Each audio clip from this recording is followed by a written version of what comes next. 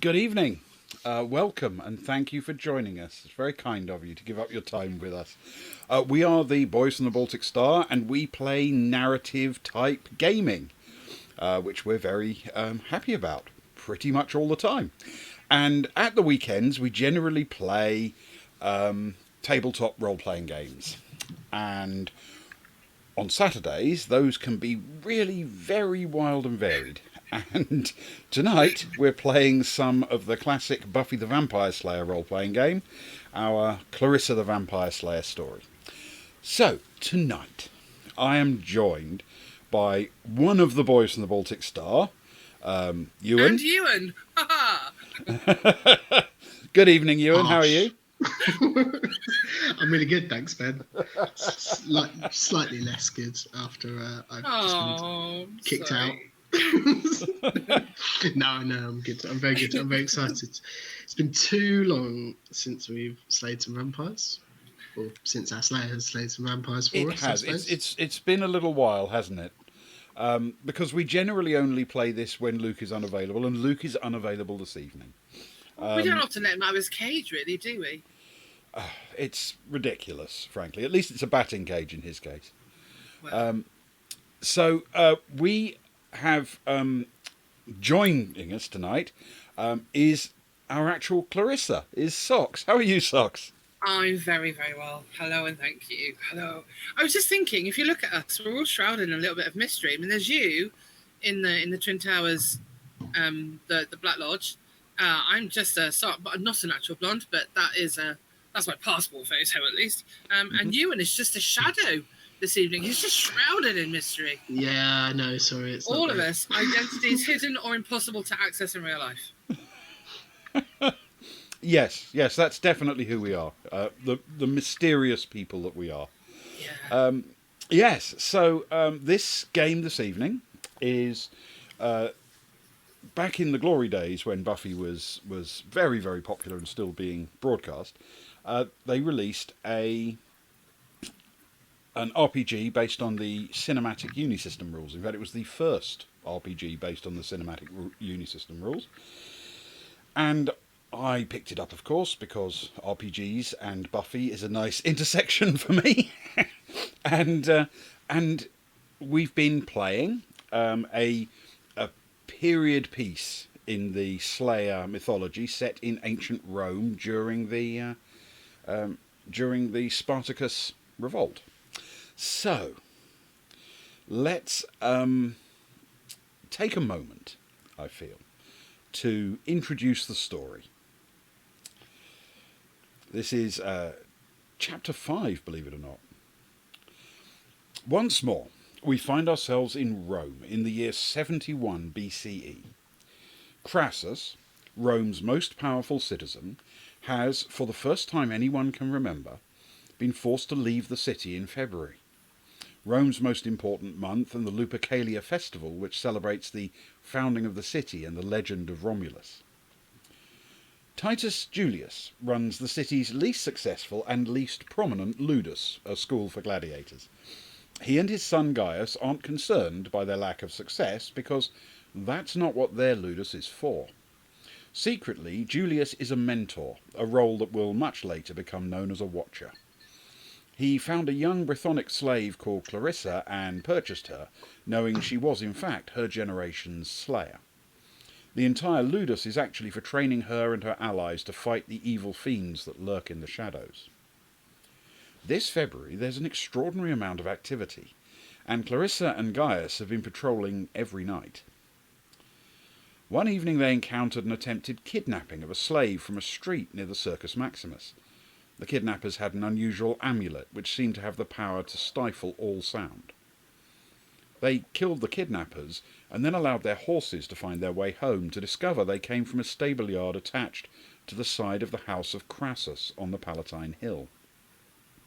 Our heroes infiltrated the house, freed some prisoners, and escaped, heavily pursued, through a party.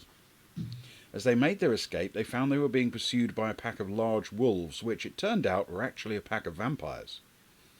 Using their collective talents, they defeated the threat and returned to the Forum, where they had a conversation with a priest of Vulcan who seemed to be fairly knowledgeable as a sort. They also visited the Temple of Vesta.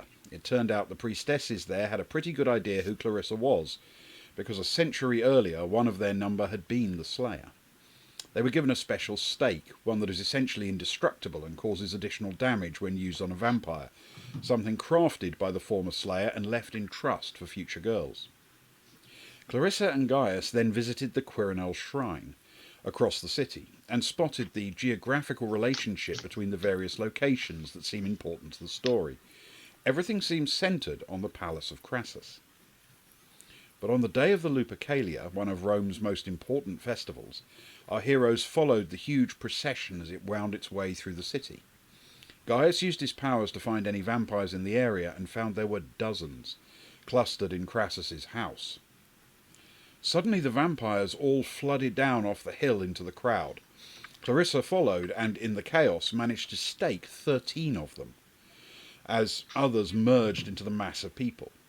Gaius managed to stake another vampire using his magic. In the crowd, 3 of the vampires lit torches from the ceremonial fires that are all around the Casus Romuli, and then set off into the city, their route visible even as they disappeared between the buildings, thanks to those bright torches. And that is where we left off. Surely not there, Ben. Surely somewhere more peaceful. A cliffhanger? Social Me? and... Oh, Whedon would never have left us on such a cliffhanger. I'd like it known. we know Okay. that Ben is much better than Whedon. for many reasons. We won't go into those. Wow, Ewan's feisty tonight. Feisty. Yes, he is. Okay, so we've killed. We estimated, as I remember, about 36 vampires. We've killed 14. We've killed 14 though. Yes, and yes, there were many more that you did not kill. I think it's fairer to say that Gaius did not kill. I did 13 times more killing than Gaius did. So Yes. in the grand balance of things, I didn't kill some, but Gaius didn't kill more. That is technically true, and I'm not disputing it. However, I would point out that, first of all, you are actually the vampire slayer. I mean, that's small cheese. And I mean, secondly, if we the grade it reason on a you were curve- actually right there in a position to pounce on them as they left the house was because Gaius had used his magic to find out where they all were. I mean, it's just small details. The great late Terry Pratchett said the more enemies you have, the greater the chance of hitting them and the better you'll fight, because they literally take up more space and they're harder to miss. Believe it or not, there is actually a Roman general who faced the same problem. Was his name Pratchetus? There was, wasn't in fact, a missed Roman opportunity. battle in which exactly that happened, where by concentrating a much larger army into a smaller space, they were unable to bear their numbers, and they did take much higher casualties, simply because the enemy couldn't miss when they unleashed volleys at them. We giggle at Pratchett because he was a funny man, but he also knew things like cheap fighting tactics. I suspect, those critics that he couldn't win over with his prose, he probably did for in the car park afterwards. Yes. As long as they're all huddled together. As long as they were all closed ranks, yes. Yeah. Beautiful. And that was a Terry-esque footnote. Okay, so we've got some pissing off into the town. We've got... Gosh, I'm trying to remember where we were. I had a whole plan and everything, and I can't remember it. Okay, they flood. If you look at the map, can you see the screen? Yes. Okay. Yeah. They flooded off the Palatine, which obviously has the House of Crassus on it, and they essentially headed initially south down towards the Casus Romuli. Because this is about the cave and the becoming of Romulus into... He ascended to become Mars, or Mars's replacement, or Mars's heir, or However, some shit. once they lit their torches, they actually headed through the forum to the northeast towards the Quirinal. Towards the Quirinal, where we were earlier, right? Yes, you were there during the day. Where we were lining up all the... On the back of the door, Doors there and was the relief house thing on the and- back of the door, and we were looking from the statue in certain directions to see if things lined up with other things. Exactly that. See, sharp as a needle, my mind. Okay. Am I within... Gaius, are you looking at me? Where are you in relation to me, Gaius? She That's says, a very good slowly question. dropping into character. I believe, from what I remember, he was some way back. He hadn't made it as far into the crowd. Is that correct? Okay. Because of the angle you went down naturally. towards the house, you are further up the hill, but you're also closer to the forum. Okay. You're not as far down towards the ground level of the Palatine, but you are essentially on the sort of bottom right-hand corner, or heading down that way, guys, while Clarissa is heading down to the bottom, but she's made it further to the ground. Okay, and the ones that... But he's definitely looking. Sorry. Cool. No, it's fine. The ones that are heading into the forum, do they also have lit torches? I'll tell you what. This would be an excellent opportunity to make a roll, I feel, don't you? So, if we do this, with a bit of luck... We can just abbreviate it to 19d10, right? Yeah, I'm going to go with a perception roll, please. Oh, that's 22d10 then. So that's 1d10 plus 3, please. Darn you, Bucky. 1d10 plus 3. Oh, that's a mighty 5. A mighty 5 in total. That is a success level of naught. I honestly, I believe that's the first time I've ever failed a roll. Ooh.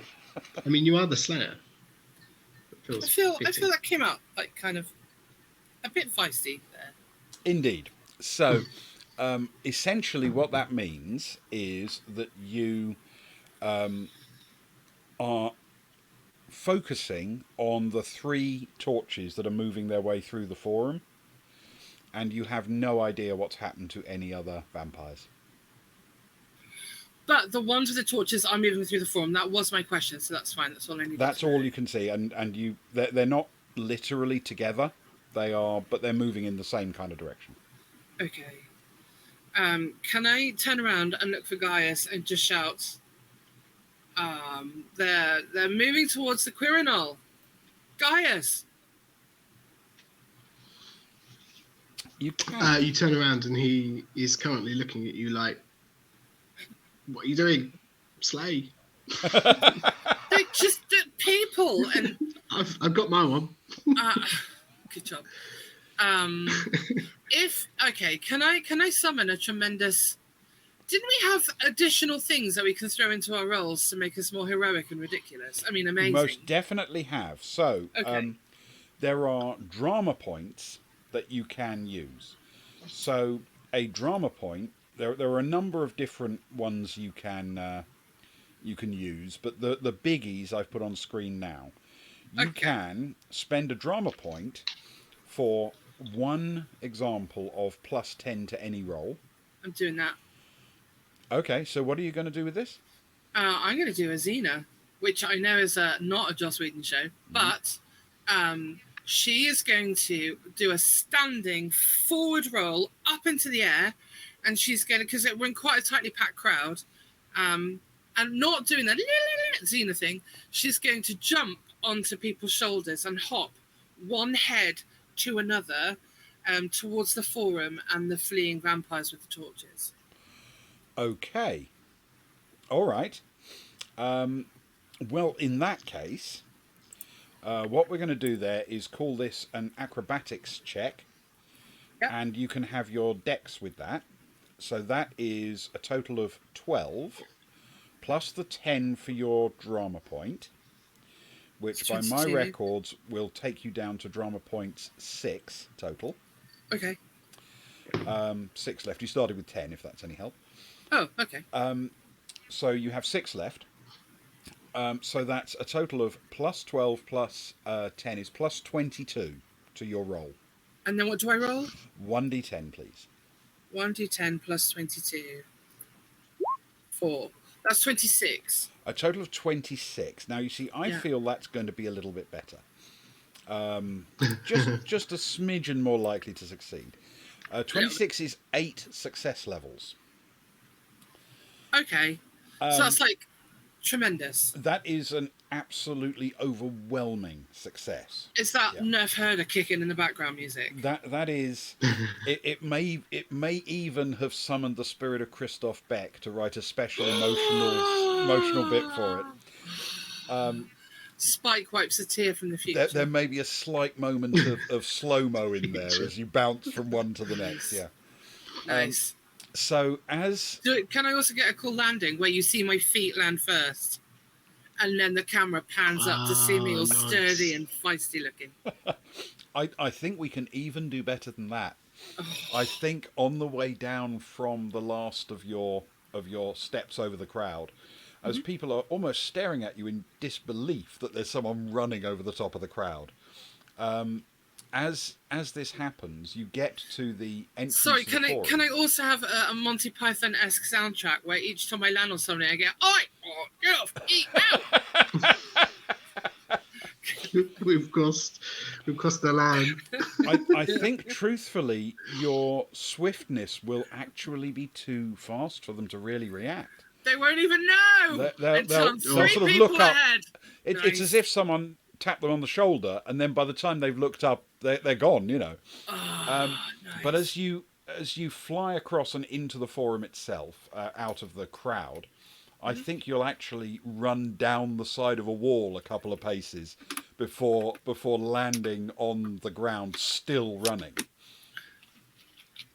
I mean, yes. Yeah, and then I want to end it. Running across walls, doing all the Frank Sinatra stuff. Can I do exactly what you said? Can I get to the closest vampire with a torch, tap him on the shoulder, and then do a somersault to land in front of him while he's turning around? With that success level, I am going to give you one of those vampires, so you can definitely do that. Now, cool. Before we then work out what happens, I need to have a quick moment with Gaius as well. Gaius, can you roll a notice check for me, please?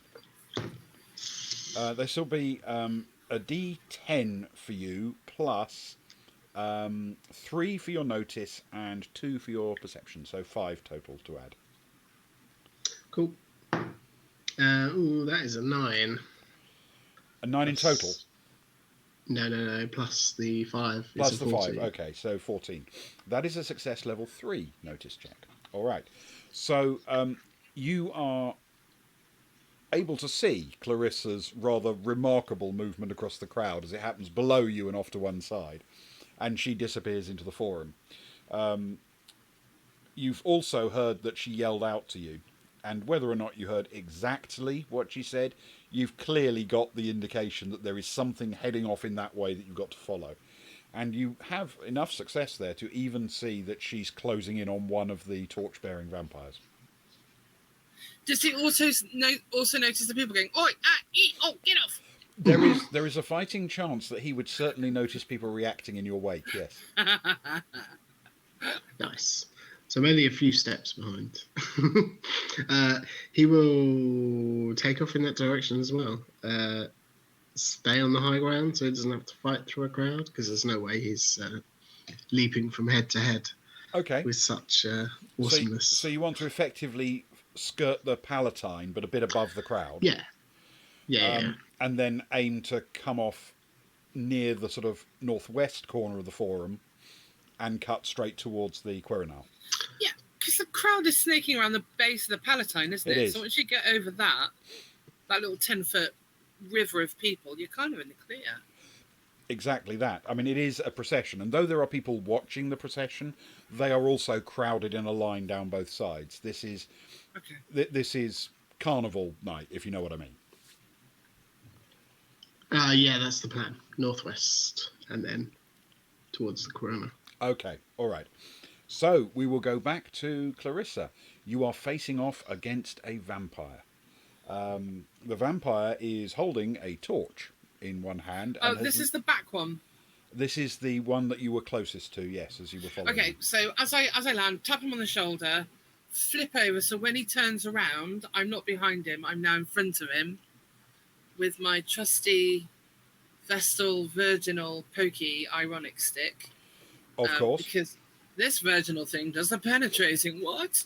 Yes, it is an oddly phallic thing for a Vestal Virgin to have, isn't it? Yeah. Yes.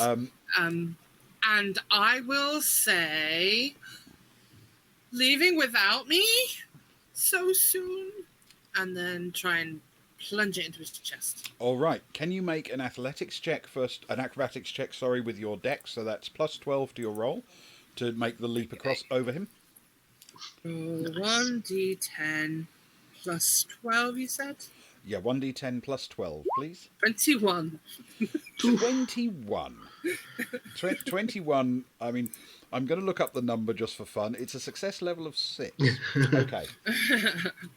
We're going to be fine with that. You're going to leap over him and land behind. So as he turns around, there's nothing there. He doesn't even begin to see you. And, of course, his senses are very finely attuned. So I'll roll a notice check for him and see if he can turn before you get your first hit in, if you know what I mean. Yeah. No, against that kind of success level, you've absolutely got him on toast. Evening, So your first attack, can you roll 2d10 for me, please, and take the best? Yeah. And then add in your relevant skills, which are... I'm sorry. That one. Well, I got a 7, so whatever we're adding 7 is... plus. Yeah. Medieval is 5, so that's a total of 12. Plus, in this case, your relevant attack in this case, since it's a melee weapon, will be 6. So 7 plus, what does that add up to? 11, 18 total. Right. But let's see what he does, because obviously this is potentially, he's not going to get a hit in, but he's still got a chance to dodge, if you know what I mean. Does he yield to a sudden swelling background of rock music and hubris? All right.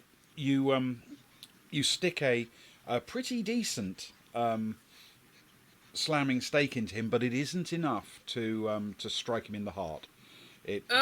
He staggers back, having taken a wound, but it isn't an absolute kill. I look really startled for a minute and just have another go, because that's what I'm trained to do. Just hit him again. All right. He is essentially going to be fighting with one hand. He's not letting go of the torch, and he's not using it as a weapon either. So he's essentially going to be fighting at a disadvantage. So he's going to be on a... that wouldn't have affected the way he dodged, if you know what I mean, but it would affect the way he attacks. So so he's going to be on a bane, and you're going to be rolling regularly. That's 1d10 plus strength plus medieval. So 1d10 plus 11, please. 18. I'm glad I got that one crap roll right at the start, because I seem to be doing all right now. Yeah, get it out of the way. Yeah. Okay. He you both hurl against each other as best you can. This time he manages just to nip out of the way. On an 18? But he doesn't land a hit on you. He's a vampire. He's quite quick. Okay, can I... Wait, so he's... We were hurled against a wall. We were against a wall, I take it, at some point? Or well, what you said. You're in a narrow street running through the forum between a couple of buildings. So I'm going to try and turn. So I'm facing a wall. He's got his back against the wall.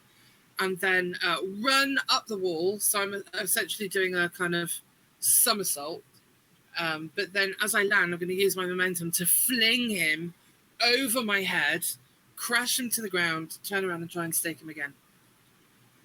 And I have a line. I have a kill line ready to go if I'm successful. Okay. Are you going to use a drama point, or are you just going to go for it? No, let's just go for it. I mean, Okay. come on. So, well, you know the number. It's 11 plus whatever you roll.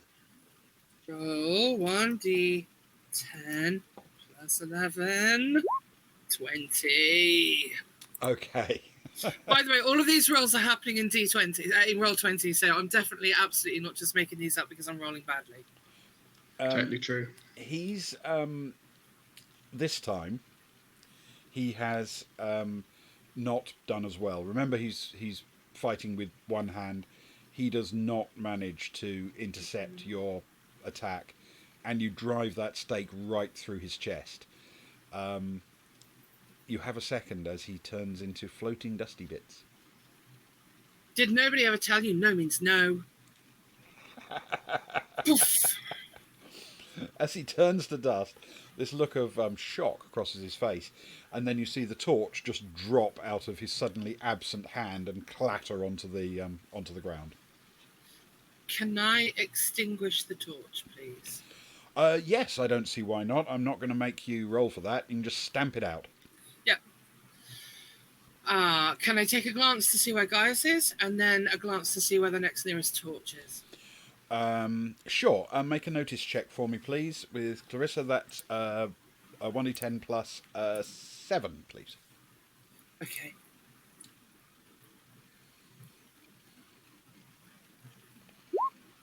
It's a 9. It's not amazing. Okay. With that, you're not going to be able to spot Gaius. He's moving above you, but off at some distance away. You do spot one of the two vampires with the torches. They're some distance away and heading towards the towards the hill. Okay, so that's the direction we're going to be heading, but we're going to have to head back and see what Gaius is up to now. But that's where I'm heading next. Okay. All right. So, since you don't know in which direction Gaius is coming from, we will turn our attention back to Gaius. Gaius. Yes. Decisions, me. thoughts, choices, options. Can I see any flame You have eyes. bearing vampires? Oh, thanks. I think you need more confirming. beer, Ewan. I think that's the problem here. You need more beer. You actually have an advantage here because you still have active that spell. It hasn't run out yet, and won't probably for another half hour or so.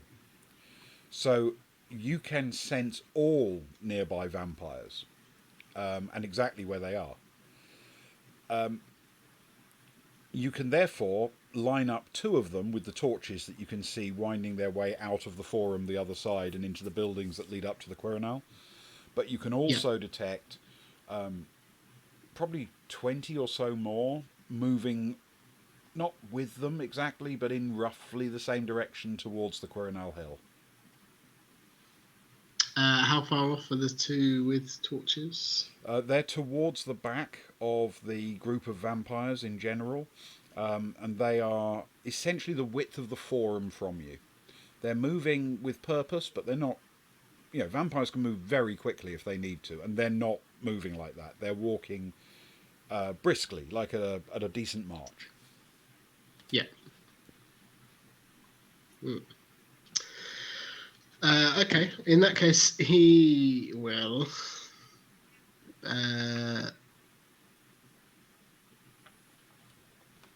Yeah. Sorry. No. He will. He will try and close the distance for now, and he will take off running. Okay, you're going to sprint for it. Okay. No. Yeah. You're going to try and close off as fast as you can, anyway. Yeah. Maybe. I mean, not obviously completely. He doesn't want to get into melee. He's not crazy. I know my skill set. Oh yeah. Well, fair enough. I am going to suggest then that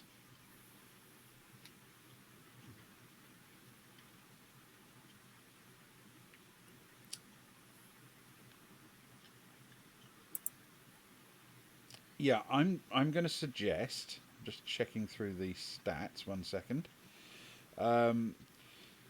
Let's.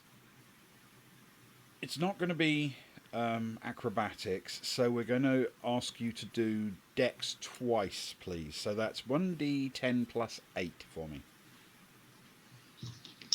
Slightly worried then. I was like, oh, maybe I don't know my strengths. But 8 isn't bad, especially when that's a 10. Oh, excellent. Oh, Fantastic. So total of 18, that's success level 5. Okay. 1 second. All right.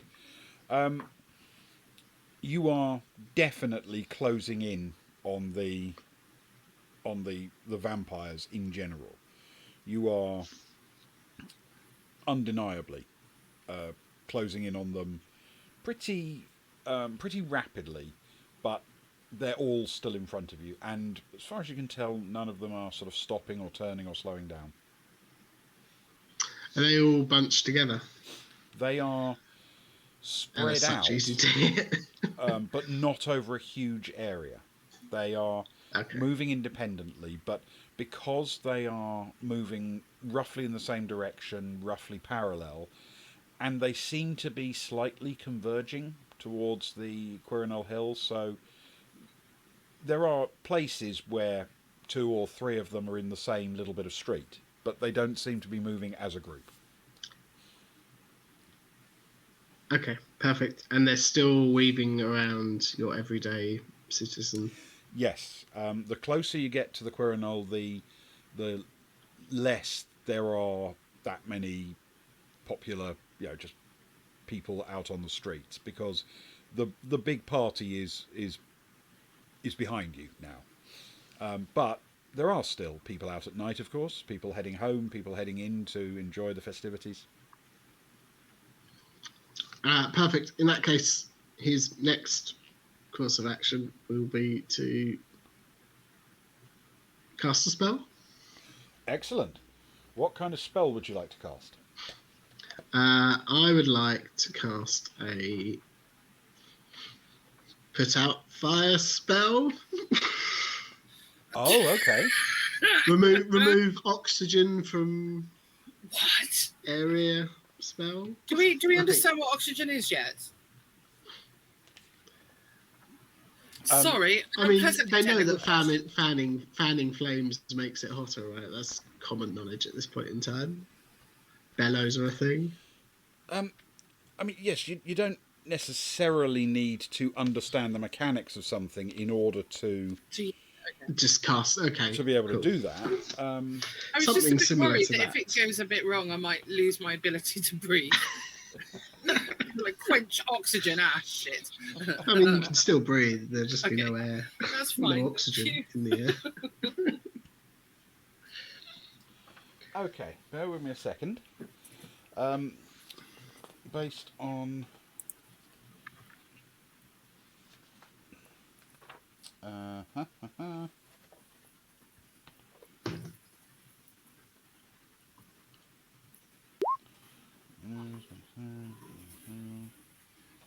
okay, long bit.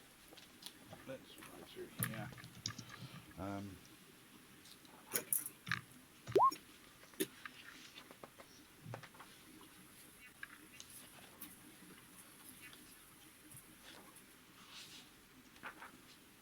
So,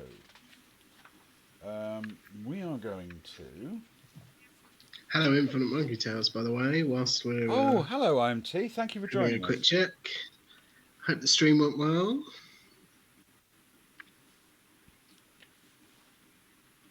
I didn't actually manage to catch what you were playing tonight. They were back in the laboratory this evening. Yes, very good stuff it was. Nice. Okay. Nice. It's a relatively straightforward thing. You're trying to snuff out both torches, is that right? Yes, please, Ben. Okay. 2 plus 2. Call that plus 2.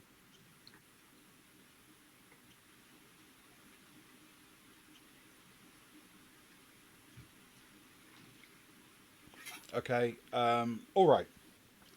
Okay, you're going to need a power level of 5 to cast this spell. And so please roll based on your character chart. We're going to go with your sorcery skill and your intellect, please. So that's a total of plus 10. Wonderful. Evening, INT. That is a 9. 9 plus 10 is 19. That is a power level of exactly 5. Whew. Okay. So, you cast your spell, and as you do it,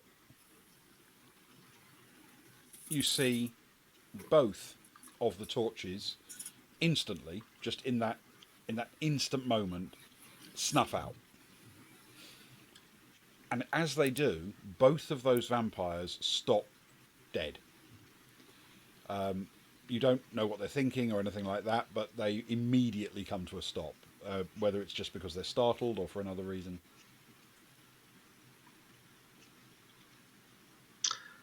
Okay. How... Is it quite a casual reaction? There's no, like, panic, anger... Though you are closing in on them, you don't actually have physical sight of them.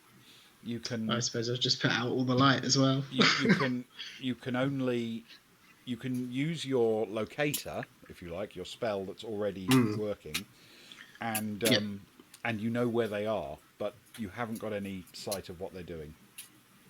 Okay, that's fair. Cool.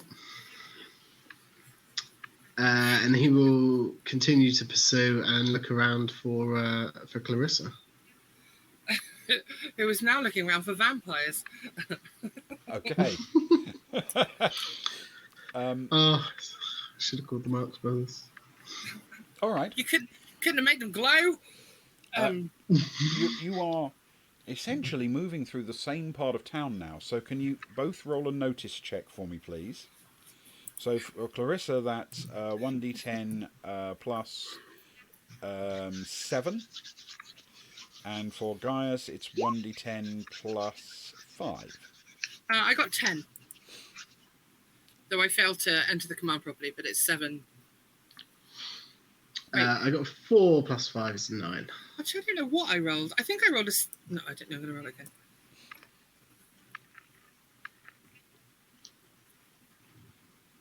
Oh, apparently I got 17 now. Okay. Fine. Yeah, I mean, rolling 1d10 equals 7 is... That's not anything, really, is it? Choice. And then it returned the result with 3. I don't know. So 17.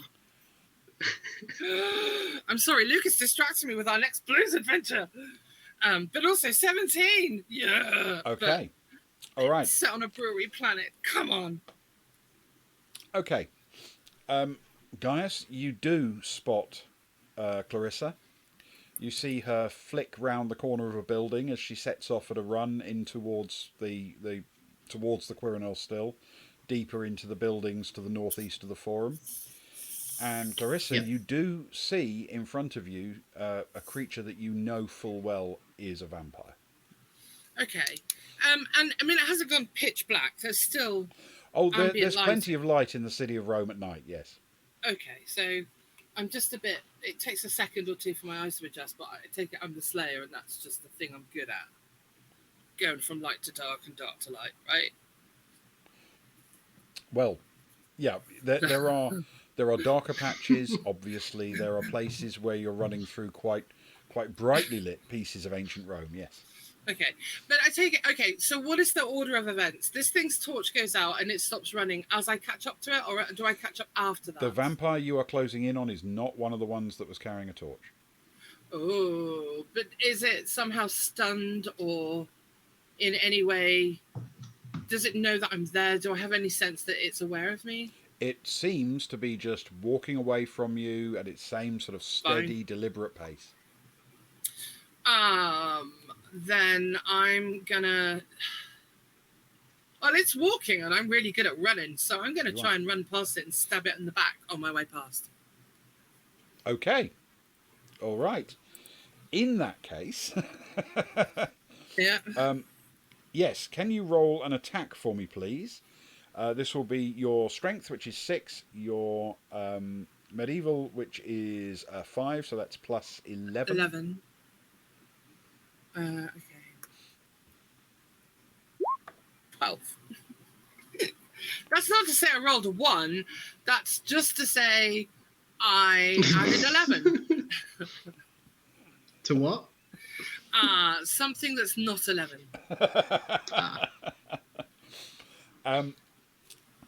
It's enough to land a glancing blow as you run past, but not enough to drive it through the back. At that last moment, he flinches to one side, and you just catch a bit of rib. Do I have a? Did I remember to put a stake in?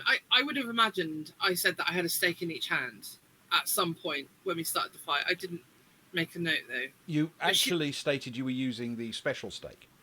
And nothing in my other hand. Nope, not at that point. Okay, in that case, while he's responding to just being like an attempted stab in the back, can I come around to the front and use the heel of my free hand to butt into the flat of his nose and try and ram his nose into his skull? You absolutely can. Thanks. Right, yes. Only a bit of rib. It's better than a bit of thigh, ain't it, Ange? Bless her. I'm trying that next.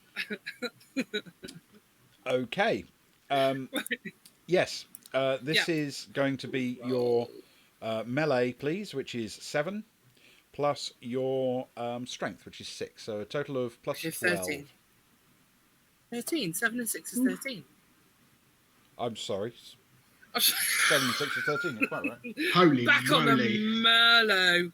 I feel terrible. I just corrected. What did I just witness? I know. I got an extra point off that as well. Look at that. I scored 22. 22. Yes.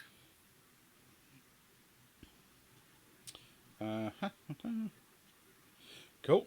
So that's 6 success levels, and can I just quickly refer to the relevant table?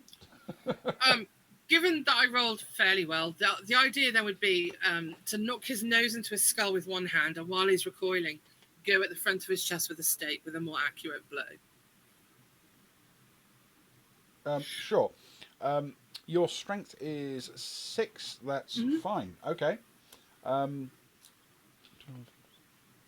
Also, right. I'd like to open a discussion on what Angie just said then, kick him in the ghoulies. Now, I'd like to know, one, do vampires have ghoulies? I would argue they do, because Spike and Angel are both quite, but also, would it matter if I kick them in the ghoulies or not? Do they experience pain in the ghoulies, old vampires? Answers on a postcard. Well, if I may quote from the show, when Buffy is explaining to her sister, she says, vampires feel pain, but it doesn't slow them down. Oh. But not having a nose anymore would surely slow them down a bit. Sure, if they're smelling something. It's certainly a hit. You land a hit successfully. It does cause some damage and knocks him back, but he just snarls. Deep, long fangs appearing in his face as his brow furrows, not normally, but very abnormally. Nah, I'm unimpressed. Keep it in your pants. Keep it in your toga, that's what I'd say. And then crunch with another stake attack in the front. Okay, a stake attack, fair enough. So it's plus 11 this time with the stake. Sorry, I just like saying they're like the karate guys who practice getting kicked for 3 hours every day. Okay, it's adding what? Sorry, 13. Did you say? Yep. 20. A 20. Okay, 20 is 6.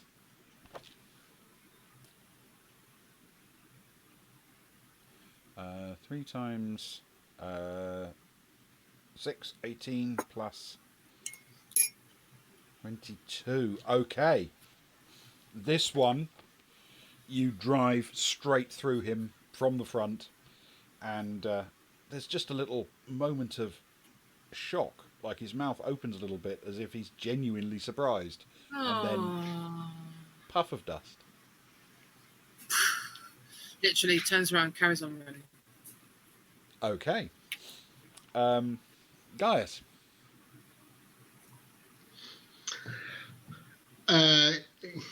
Gaius is still pursuing the two heading up to the quarry now with extinguished torches. Okay. Well, what I can tell you is they are no longer doing that. They are turning and walking back towards you. Is that also in the direction... Gaius would be trying to figure out if they're heading towards him or in the direction of where they got the fire from in the first place. You know what? I think that's something you should have a notice check for. Can you roll D10 plus 5, please? Can indeed. I almost said thank you, but you know what? I'd prefer if you just told me the answer. So, not thank you, then. Oh, Ewan's breaking free! Especially when I roll a 4 plus 5 is a 9. Is a 9. That's a success level of 1. Not enough to give you a huge amount of their intent, but after a moment of sort of almost panic that they might be coming for you, you realise that if they were, they'd probably be converging on you. And they do not appear to be so. One is walking very much in your direction, but the other is very much heading parallel. It's as if they are just heading back towards the forum.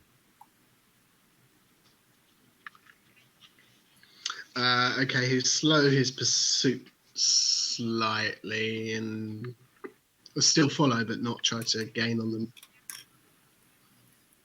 anymore, if that makes sense. Well, even if you stop, you're gaining on them because they're walking basically back towards you. Yes, yeah.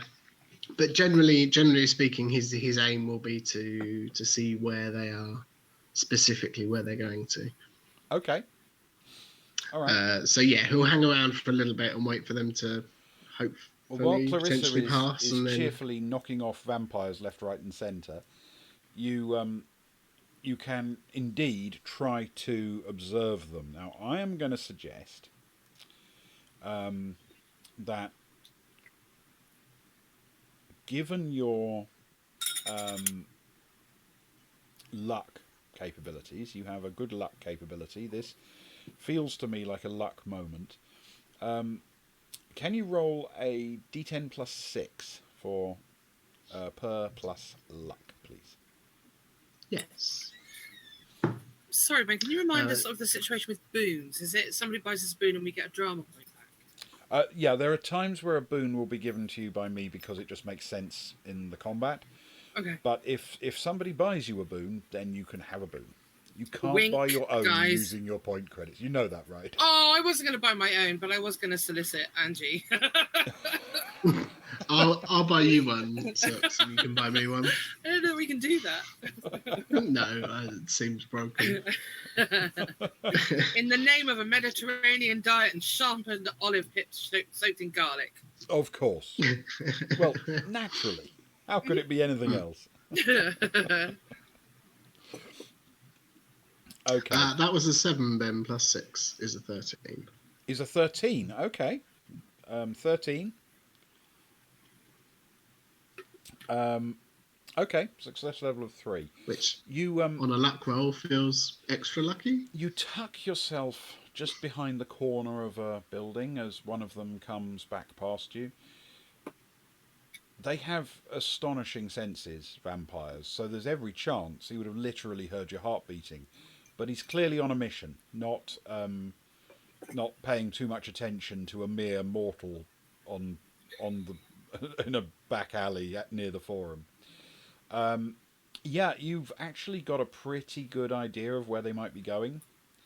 If your knowledge of the city was less good, you wouldn't be able to twig. But because you've got two of them converging on the same spot, if you were guessing, they are heading to the Temple of Vesta,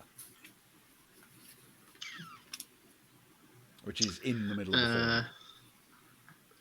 And after that eureka moment, he'll start looking around once more for Clarissa, I suppose, and Oh no, I'm so sorry. Try Clarissa to- is definitely not visible from where you are. Would you be able to He hear my will. snappy one-liners above the hubbub of the crowd? No. He will continue to follow them. Okay. In that case, still Alright. mostly keeping an eye out for Clarissa, but It is a very big mouse, Angie, yes. So, I'm Clar- very sorry. My dog has just found a squeaky toy, and she's decided that she's adding to the drama of the moment with it. so Sorry. I like Clarissa, Mm. Sorry, she's going mad. when you finish beating the dog or whatever you have to do, Gertie. Okay, I'm sorry. in our universe, that is the noise that vampires make. Okay, am I absolutely Cannon. certain that there's another like that? So she's killed one instantly onto the next. Can she see one that she is completely certain is a vampire? Have any more turned around? I'll tell you what. Can you roll a notice check for me, please? Indeed, I can. 13 again. Gertie. Okay, excellent. No. I'm just asking if that's what I need to roll. For a notice, if that's what I add. it's 4 and it's +7. Plus 7 plus. Gertie, oh my gosh. 16. I'm so sorry. I love it. It's a total of 15. You say? Is it really noticeable? Is it really loud? It's quite loud. I'm sorry. I've got the toy now. She's surrendered it. 16 then. 16 was it? Okay. Success level of 4. Yes, there is a vampire in front, but that one is not heading back towards the forum. The one you can see is still on her way to the Quirinal. Doesn't matter. It's there. It's a vampire, and I'm going to kill it. Okay. She's got her back to me, so I'm assuming that means I can just leap with a relative amount of agility to sort of land and stab again like before. That is exactly what it means. So, yes, do you want to make a sort of a leap for this? Yeah, I mean, she's going to expect a little more resistance this time. She realizes that she's getting a little bit red misty, and she needs to knuckle down and focus a bit more because she was a bit clumsy on the last one. So she's going to go in with a little more focus, a little less clever, and a little more just careful and like she's been trained, really. She's going to go back to the maneuvers that she's been practicing. So that is an approach, planting her feet as she stabs forward, and really getting her eye in and aiming well as well. So just taking a beat to set herself up and do it properly without all that clever, what's it. Okay. Then in that case, we are going to go with plus 11, please, to your roll. Okay. For medieval plus dex. 20. 20. Nice. Okie dokie. All right. The vampire turns as you approach. She hears something, senses something, and she spins on the spot. You launch your attack, and the vampire blocks it, but not completely. You do nick her sort of arm as she defends herself, and she takes a pace back, glares at you in the sort of flickering lamplight from the buildings around, and she says, "Oh, good, the Slayer." In the 2 seconds it takes her to be smart Alec with me, can I launch another attack? You can, but she can attack and be smart Alec at the same time. I mean, she can try, but she's not the Slayer. Yes. As proved by that statement. Please do. Yes, go for the attack. Okay. I do enjoy that I can just smart ass my way into victory. Okay, roll 1d10 plus 7 again, or was it 11? I don't remember. It's plus 11, please, if you're attacking with a stake. 18. 18. Okay. Okay. Success level 5, and she... All right. Okay. There is, this time, less contact. You do get to effectively go first, because she did get smart Alec with you. But this time she knocks your arm away almost casually, and she goes for you with her teeth out. With her teeth? She's coming at me with a fang attack? Yep, absolutely. Okay, so I take it that means she's lunging forward. Yes. Okay, so as she lunges forward, can I dodge sideways, but sort of... So I take it I'm holding my stake in my left hand, so if I dodge to the right, it brings my left arm up and into her sternum, just in a natural motion. And in doing that, I want to stab upwards towards her heart while I'm dodging. I'll tell you what, if you want to do that, I'm going to take a drama point from you. Yeah! Because essentially you're asking to deliver a killing blow on her combat round. Yeah, I'm cheating. So that will knock you down to 5 drama, okay? Okay. Roll an attack for me. That's plus 11 plus 10 is plus 21. 25. It's comfortably enough. Her mocking smile does not look quite so elegant as it fades into dust. I have no clever rejoinder. She's not worth my salt. I just carry on going. I like to think that Clarissa actually says that. Yeah, she's like about to speak and go, you're not worth it. Just carry on.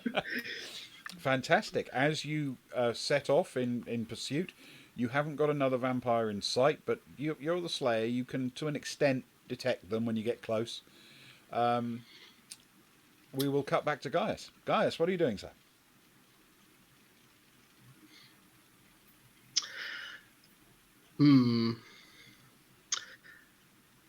Is the detect vampire still up? Yes, and it will be for a few minutes yet. So the two with extinguished torches that are walking away from the Quirinal, whereas before the rest of the vampires were converging and heading towards it, is that still happening? The vampires that you can detect are almost all doing exactly that. They are moving towards the Quirinal. There are the two with the extinguished torches who are now well inside the forum and just moments away from the Temple of Vesta. That's clearly their destination now, unless what they're aiming for is exactly the other side of it. And there is another vampire on your radar, so to speak, coming down from the Palatine, and seems to be aiming for the same place, the Temple of Vesta.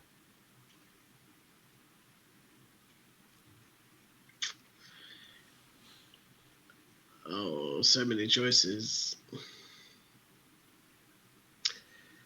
He stops for a moment, thinks to himself, and then the main goal is to meet up with Clarissa, right? So he will, last he heard from her, she said they're heading towards the Quirinal. and most of them still are. So he'll stop, turn around, and head towards towards the base of the Quirinal, How to where far he apart are would we? expect Clarissa to be. If you look at the map, essentially Gaius is now on the edge of the forum, but just outside it, just outside the forum, on the top right corner. Top right corner on the Palatine. One of the top Of right the corners, so the Quirinal.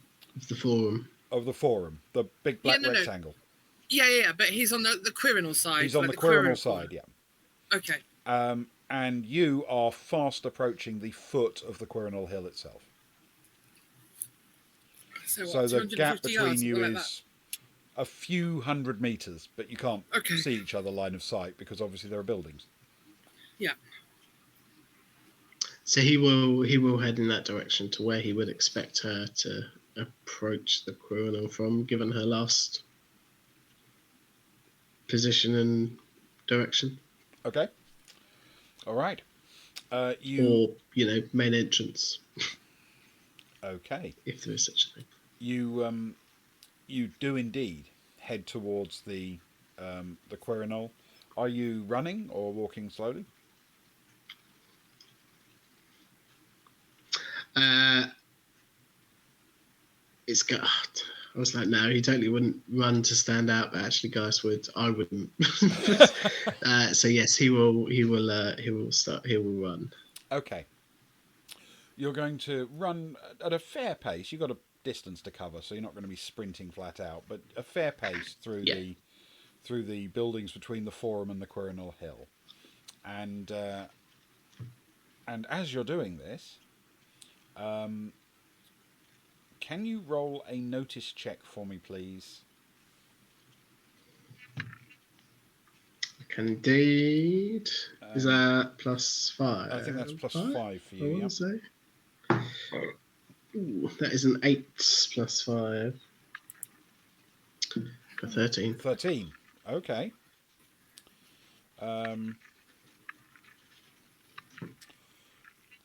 13 is success level 3. Okay, very successful. You know that as you're turning back towards the Quirinal and set off at a run, those 3 vampires you have on your magical radar are converging on the Temple of Vesta. And when they get there are a loud series, a really loud series of screams and crashes. Where is the Temple of Vesta again? Right in the middle of the Forum. Oh, shit. It is whatever's going on there, and obviously all you've got is the radar and some sound, but whatever's going on there is not friendly. Human sounding screams? Oh, very much so. Is there a female sounding difference? screams. Would I be able to hear them? You're significantly further away, but you do have Slayer senses. Can you roll a notice check for me, please? That's +7 for you. Okay. I'm tempted to add some kind of drama point, but I'm just going to let it go which way it goes. I think this needs to be organic. 10, so probably not. A total of 10? Yeah. No, you won't be able to hear that, I'm afraid. Oh, that's a shame. So, Gaius, are you continuing with your journey, or are you turning back? Or? Oh, Ben, why would you do that to me? I feel as though I'm yo-yoing now, but having heard such screams, he'll stop in his tracks, and he'll think, Clarissa knows what she's doing, and he'll turn around and he'll head towards the centre of the Forum and the Temple of Vesta. Okay, all right.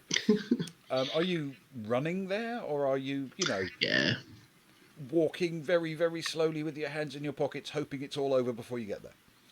He Wow, will. Ben. I mean, What are you it's suggesting? probably accurate, but he will run. Okay. So you're going to sprint towards it. You're not actually that far away from on the edge of the forum. I mean, I've walked that walk, and it at a sort of walking pace on a warm Roman evening, it takes about 30 seconds. For you, at a sprint, when the pavement's in good nick and there aren't, rough hewn rocks to fall over, I'm guessing you can be there in more like 10 or 15. Look, we're going to say more like a minute. But thanks. Guys who ate all the pies. So accordingly, you get there in time to see that side door into the temple, which, if you remember, Clarissa went into, but you had to wait outside. Yeah. That main side door into the temple is absolutely kindling. It's just been kicked straight in. And your radar tells you the vampires are inside the building. Perfect. He'll grab two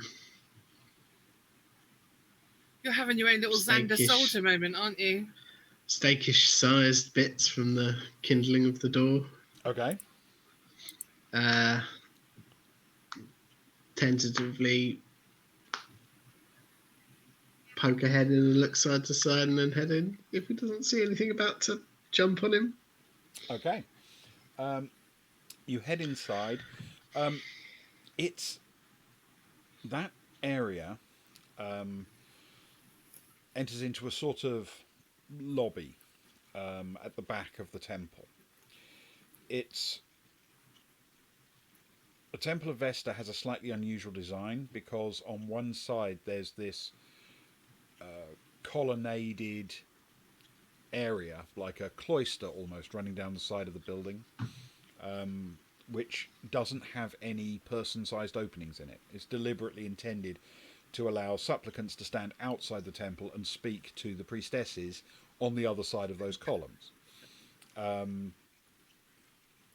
Where you've come in, you've got the chambers of the priestesses to your right, right at the back behind the public areas of the temple, and on the left is the ceremonial fire of Vesta, which burns eternally, of course. It's always kept burning. And in that space, there are 3 vampires. 2 of them are kneeling with one knee down on the floor of the chamber as they carefully light their torches at the fire in the temple. And the third has got a very clearly dead priestess clutched in his hand and is finishing off draining her of blood. Rude. Wow. Not quick enough.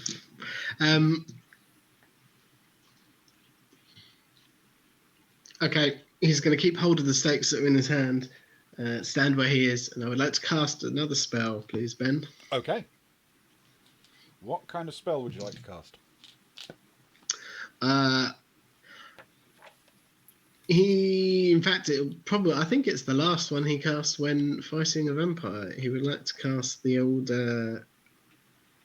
telekinesis on a stake type thing, like more shards from the door. Okay. So three more bits of wood from the door. All right. You want to essentially summon up these pieces. This will not be an instantaneous effect, so the moment you cast it, it will drop your radar spell. Okay. All right. I mean, there's enough vampires that I think you know where these ones are. couldn't swing a cat without hitting one at the minute. Yeah. So yeah. Okay. That is going to be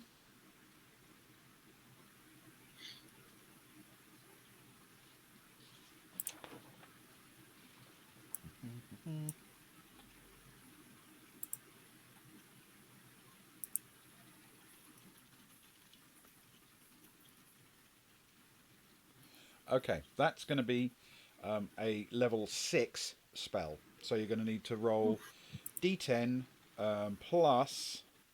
Sorry,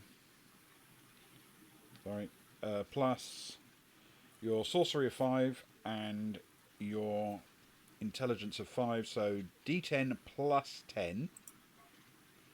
Oh, sorry, Yeah. willpower. D10 plus 11. My bad.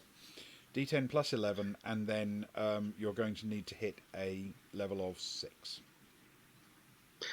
Can I also spend a drama point? This feels quite dramatic. To add Yes. 10 to the roll. You absolutely can. Please, Ben. According to my records, Gaius has used 2 up to this point, and he started with 15. Yeah. So this will bring you down to 12. Cool. I'd totally be fist bumping right now if I could. We can totally do it. Okay, I'm sure so there's that's a plus points 10 for redemption for the that. plus 11. So plus 21. That's an 8. 8 plus 21. So 29. Yeah, 29. Yeah, 29 is level 9. Okay. You summon the stake fragments, these thick, heavy, dense pieces of old and seasoned wooden doorway, and they lift like a sort of choreographed set of drones around you, and you send them flying around the corner and at these vampires. One of them strikes straight through the back of one of the ones crouching on the floor by the fire, and instantly, I mean, it doesn't even slow down almost as it goes through. It's still going and through the flame itself as the vampire turns to powder. The second vampire crouching there gets hit as well. The first shard hurts but doesn't kill. But fractions of a second later, like the fastest drumbeat you can imagine, he's hit by 2 more, and one of them must have hit the heart because he is done as well. And the third one, a little cloud of your drone-like stakes come flying in, and as they get within maybe a meter of him, it's as if they lose their focus. They start to tumble and slow down, and suddenly they're just a bit of flying wood without your brain power forcing them onwards to drive them in. A couple of them stick in him, but they're barely more than splinters as far as he's concerned. He turns around, drops the priestess that he's holding, and looks for the source of this, and immediately spots you as you're sort of hiding behind the corner. No. Uh-oh. You see him sort of smile. His face, of course, he's just been feeding, is horribly lumpy and deformed. He looks enormous in the flickering firelight, and he slaps a couple of times on his chest. A little amulet. He's the Uruk-hai vampire. He's wearing this amulet with a wolf's head on it, and he slaps it a couple of times as if for luck. And that's where we're going to take a break. Okay. Oh, Ben. Join us in part 2 tonight, where Gaius dies horribly. Quick, help, Slayer, please. You turned out the lights and then pissed off. She's going to have some massive leap of into. Well, okay, yeah, I have a plan. It's going to be all right. Eek. Wow. Thanks, Ben. You did describe that with enormous relish. We will be back in just a few moments, everybody. Please, please give us a sec. Oh, thanks for that, Kelly.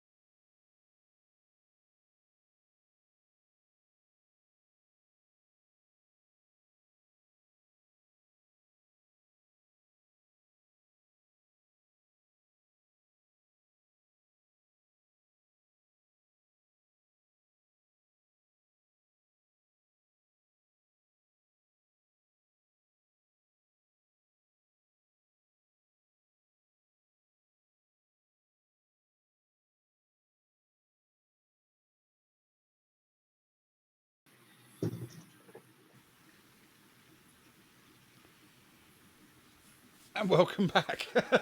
Very ecstatic Ewan, who's probably clearly convinced he's going to die in the next 5 seconds, so he's started to start waving at the camera. Make the most of it now while I'm still here. Wow, maudlin, but okay. Okay, now at this point I could cut straight to Clarissa, but I feel we have unfinished business first at the Temple of Vesta. So, Gaius, what are you going to do? Yeah, guys. Sorry, I felt like being aggressive. Oh yeah, that's right. Everyone's been aggressive to me at the minute. Vampires, slayers, you name it. Quick point, Ben. Would Gaius know the stakes not hitting the third vampire? Is that something that is his fault, or is that something? Would he know if it was just him not fulfilling the spell enough, or would he know if it was an outside effect? You know what?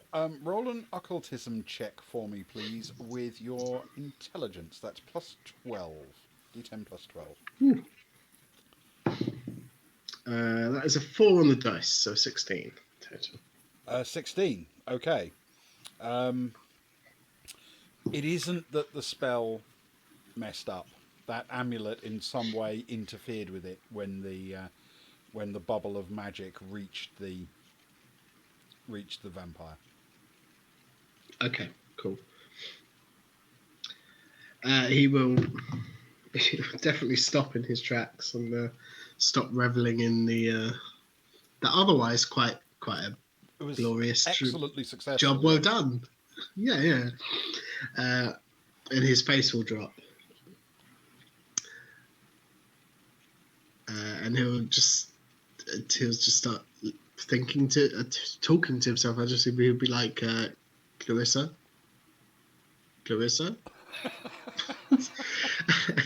And then maybe on the third attempt, he'll, because he's been looking for her for ages, right? Just trying to find the Slayer for some Can we argue that we semblance have of security. an odd synergy? Can we? You know how Can you Willow cast- and Buffy would have a weird synergy. Can we have that kind of a not quite sure of how they're aware of each other and yet they are? Not really. No.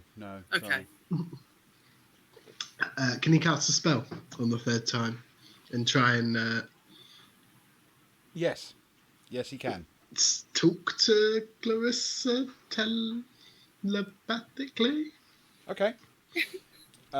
Say the syllables separately makes it more. Yeah, I mean, I always do that when I'm casting a spell because it's a really weird system, right? I can just choose anything.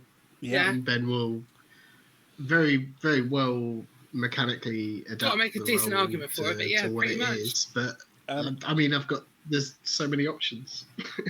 Okay. The impact of the spell is marginal. The range isn't that great. It's one person.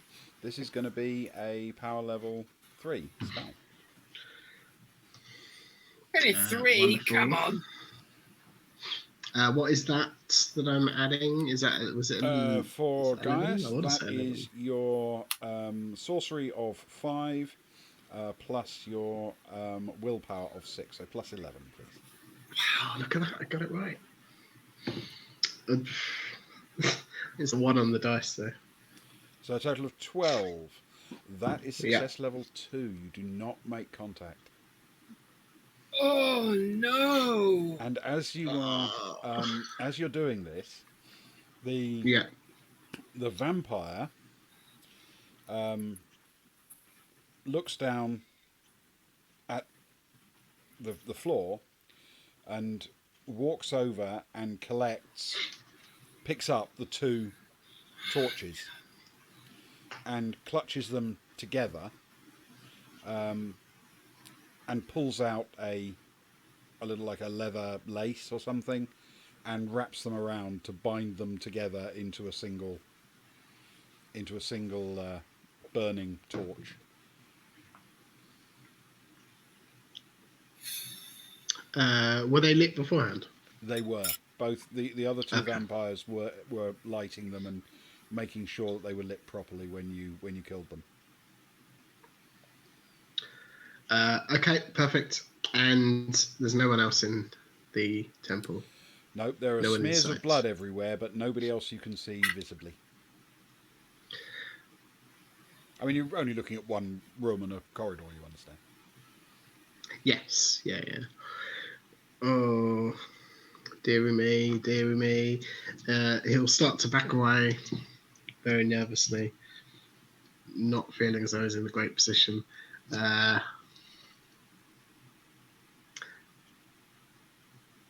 And it's my go-to. It's what he's good at. He will attempt to cast another spell. Okay. And I'm dropping dice everywhere. What are you going for?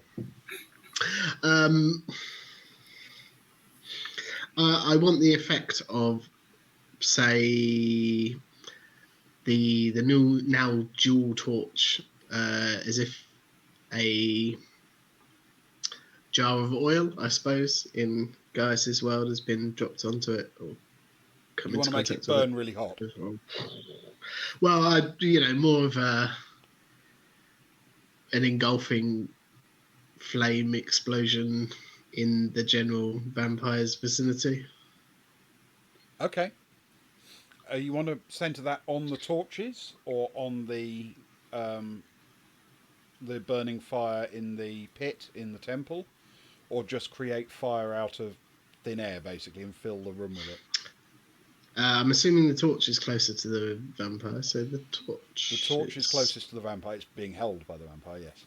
Yeah. Okay. So yeah, the torches. All right.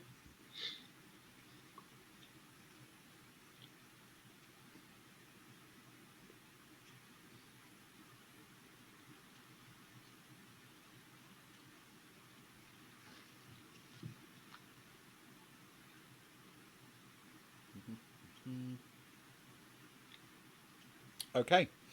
That's going to be a total of level 6, please. So you're going to need 20 plus on success levels. And you get to roll d10 plus, I think it's 11, isn't it? 11? Yeah. 11. Can I spend a drama point? You absolutely can. That knocks you down to drama 11. Yep. Adding 10 seems the best option, although I probably forget all of them. It's generally a good one to go to, right? So we'll go with that. Okay. And that is a 5 on the dice. Okay. You easily hit that number, and the spell unleashes. You know it's gone well. You can feel it. It's an enormous rush of power and everything. And as it does, I'd like to take off running as well. You'd like to start sprinting. Okay.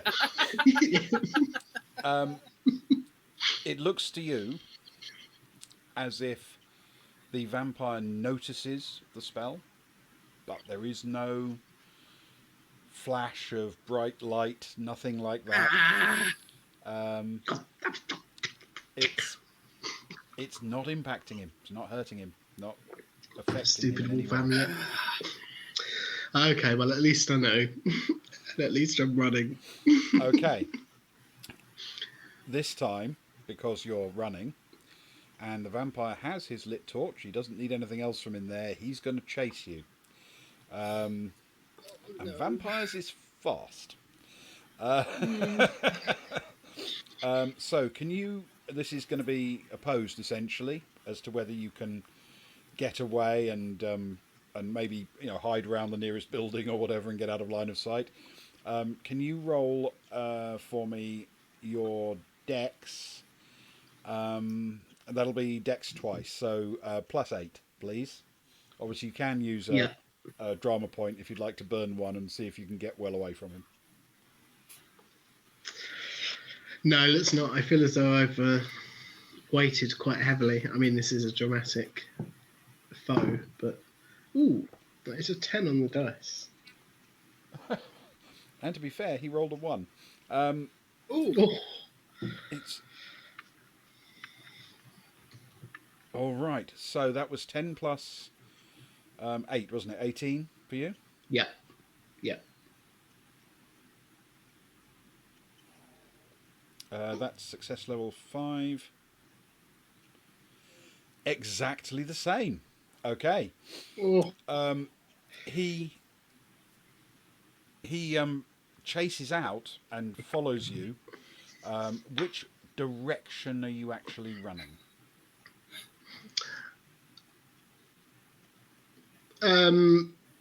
It doubles up, I suppose, both the last thing in his head and the his current assumed location of Clarissa. So he's heading to the Quirinal.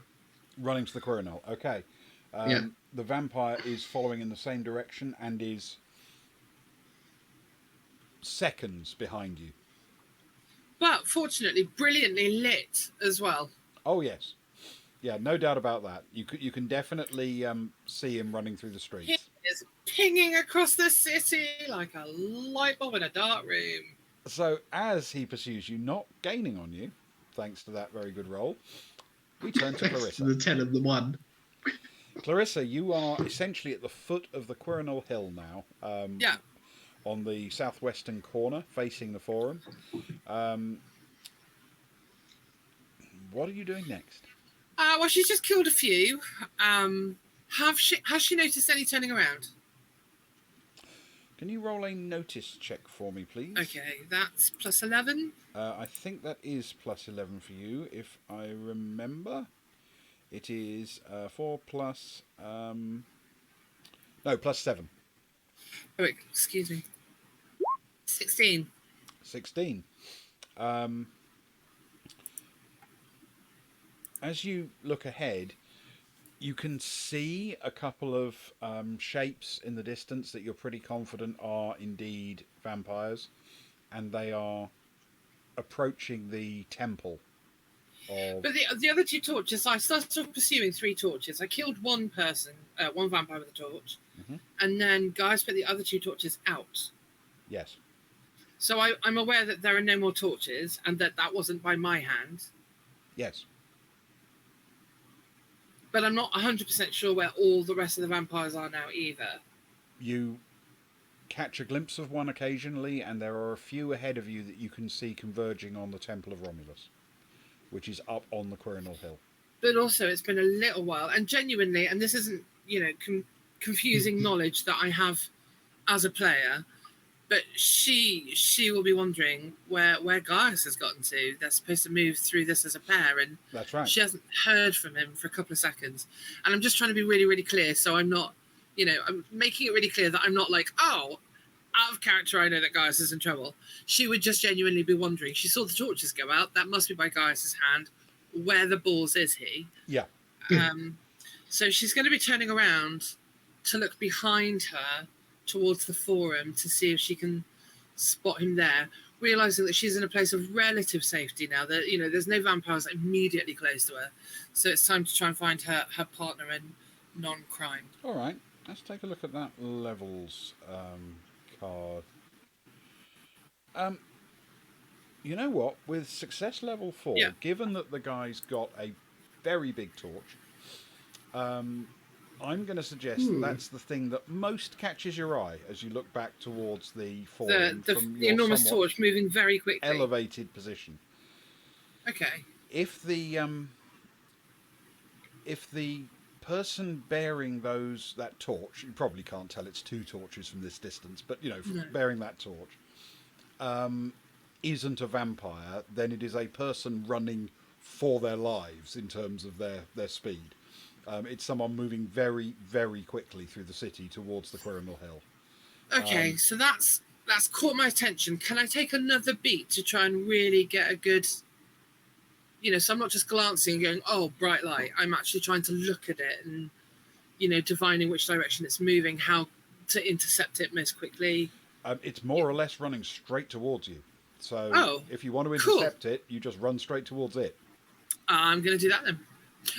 But first, because I'm going to be running back past where I've already been, so I'm going to pick up the extinguished torch from one vampire. That's in my right hand. Mr. Ironic Stabby is in my left hand. Mhm. So I'm effectively dual wielding now, and now I'm running towards that bright light. Okay. It will take you some distance in your run before you get to the point where you can pick up the torch because you left it far behind you. But you do know where it Okay. is, and it is directly on that line between that part of the forum and the Quirinal. You don't even have to Okay. divert left or right. Given you're the Slayer, I strongly suspect you can actually literally flick it up with your toe and catch it in your hand as you run through that street without any. Nice. You won't even have to break No, step yeah. in order to do that. Cool. Thanks, Ben. Thanks. Well, you know, Slayers have superpowers. This is true. This is true. They may not be able to fly, but when it comes to body control, they're pretty competent. However, she is assuming, depending on how close, like, she gets and whatever, for now, until she's close enough to see otherwise, she's assuming that that bright light is Gaius. Okay. All right. Now, the fact that you are both sprinting towards each other as fast as you can. Gaius, we're going to cut back to you. This will be before you actually see Clarissa, of course. Yeah. You are being pursued by a very angry-looking vampire carrying an enormous torch in one hand. He's just a few seconds behind you, and you're running in the same direction towards the Quirinal Hill. Tell me what you'd like to do. As we get out into the somewhat more crowded streets, I assume, compared to the no less empty crowded, if temple. anything. The crowds are to the southwest. Oh, sorry, but more. There's more foot traffic than there was in the temple, where there was one. In the temple, yeah, absolutely, yeah. Yeah. He will continue running and then just shouting, "Help! Help! Help!" but much more panicked. Obviously. Can you do that thing that they always do in movies to no effect whatsoever, where you like pull a fruit stand down behind you, and then there's a boy in a basket for some reason, and he pulls that over, and then there's a lady carrying sheep, and then like a man with a piece of glass. Yeah, two men carrying a ladder across the road. Yeah, and a woman starts pushing a pram across the road in front of You her. For do some the reason, untouchables thing wicker now. cages containing chickens. Yeah. Chickens. Weird There's always crossover. chickens. Okay, you're yelling for help at the top of your lungs as you run. Yeah. Okay. You know what? I think we can have a roll for that. For help, or the chickens?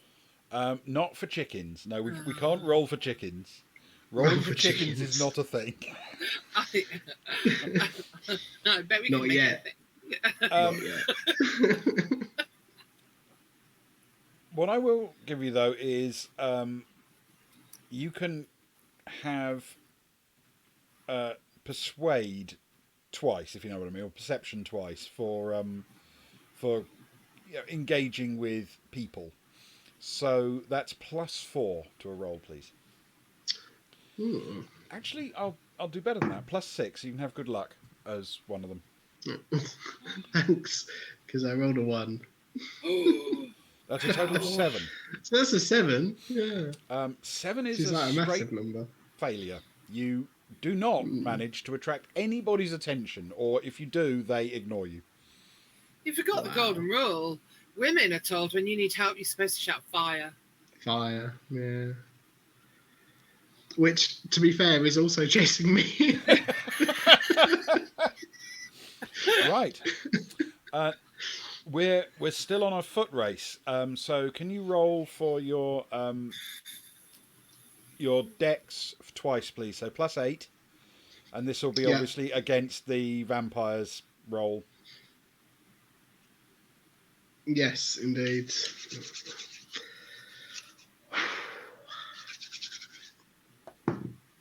That is a 6 + 8.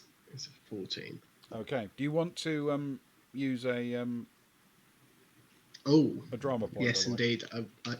I certainly will at this What I point, like is because in this adventure. it feels like a dramatic moment. Yeah, It's a and with chase. Ben as a referee, Sorry. when he says, "Do you want to use a drama point?" the answer, of course, should be yes. But normally he wouldn't even make the suggestion. But he's been quite nice to us in this adventure, I feel. Because he knows I'm about to die. Oh no! Okay.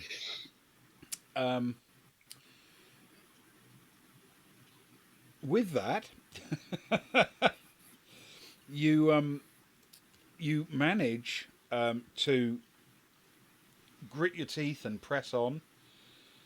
He closes in on you a bit, but not enough to catch you. You can actually not only hear him, you can almost feel him right behind you. And it's at about this moment when Clarissa enters view from the front. Clarissa, you're running towards this burning torch, and what you see is a literally sprinting as fast as he possibly can Gaius, Yeah. with like a second behind him down the road, a vampire, which you can immediately tell is very obviously a vampire.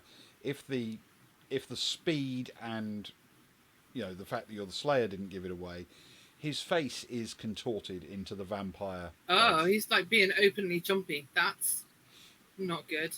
How much time do I have roughly between recognizing Gaius is not the torchbearer and the bearer is a vampire and me getting to them? It will be in this turn for you. You will have a go. So a matter of seconds. Yeah. Okay. So she sees all this, very quick reflexes, figures out very quickly what she's going to do, which is essentially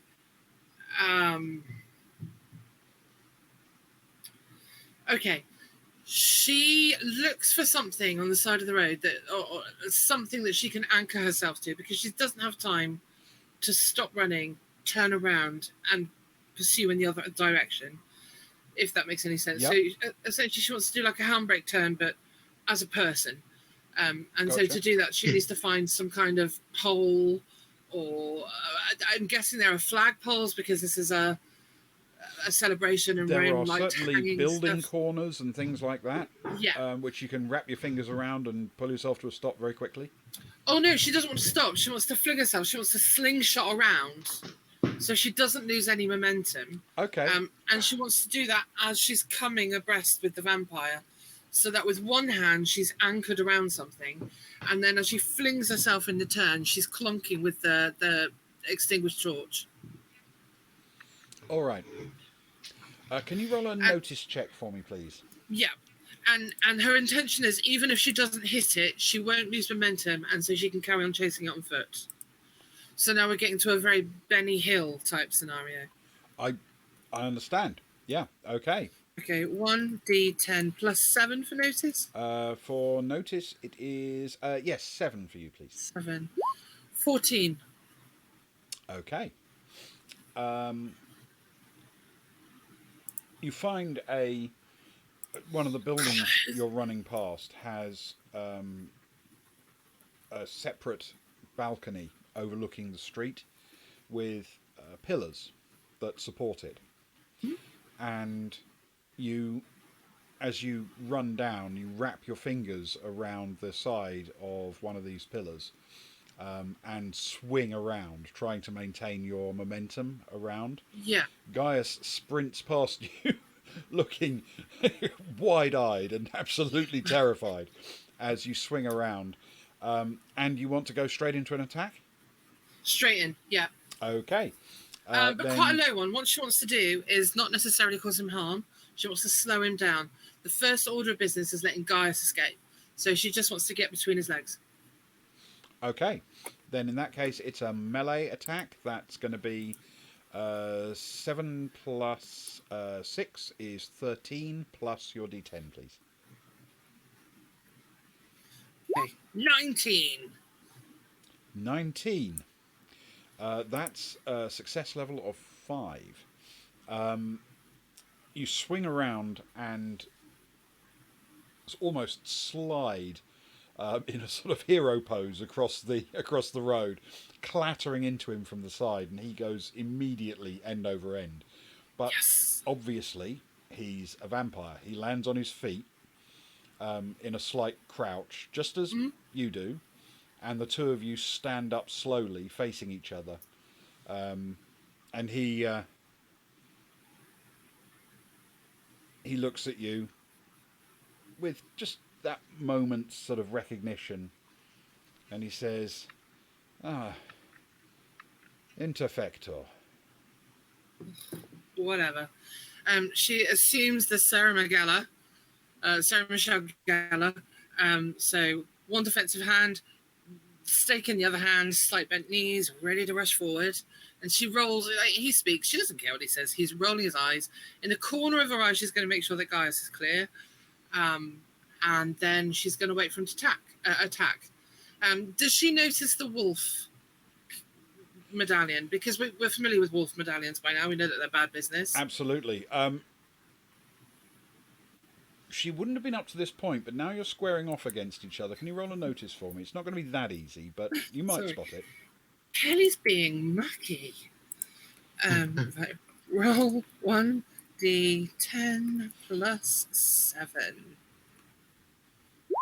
16. 16. Okay. Yes, it's fairly prominent on his chest. You do spot the wolf medallion. Is it on a chain, or is it pinned like a brooch was? It's on a chain around his neck. Okay. So can I ask, is it hanging quite low, or is it like a choker? Middle of the sternum.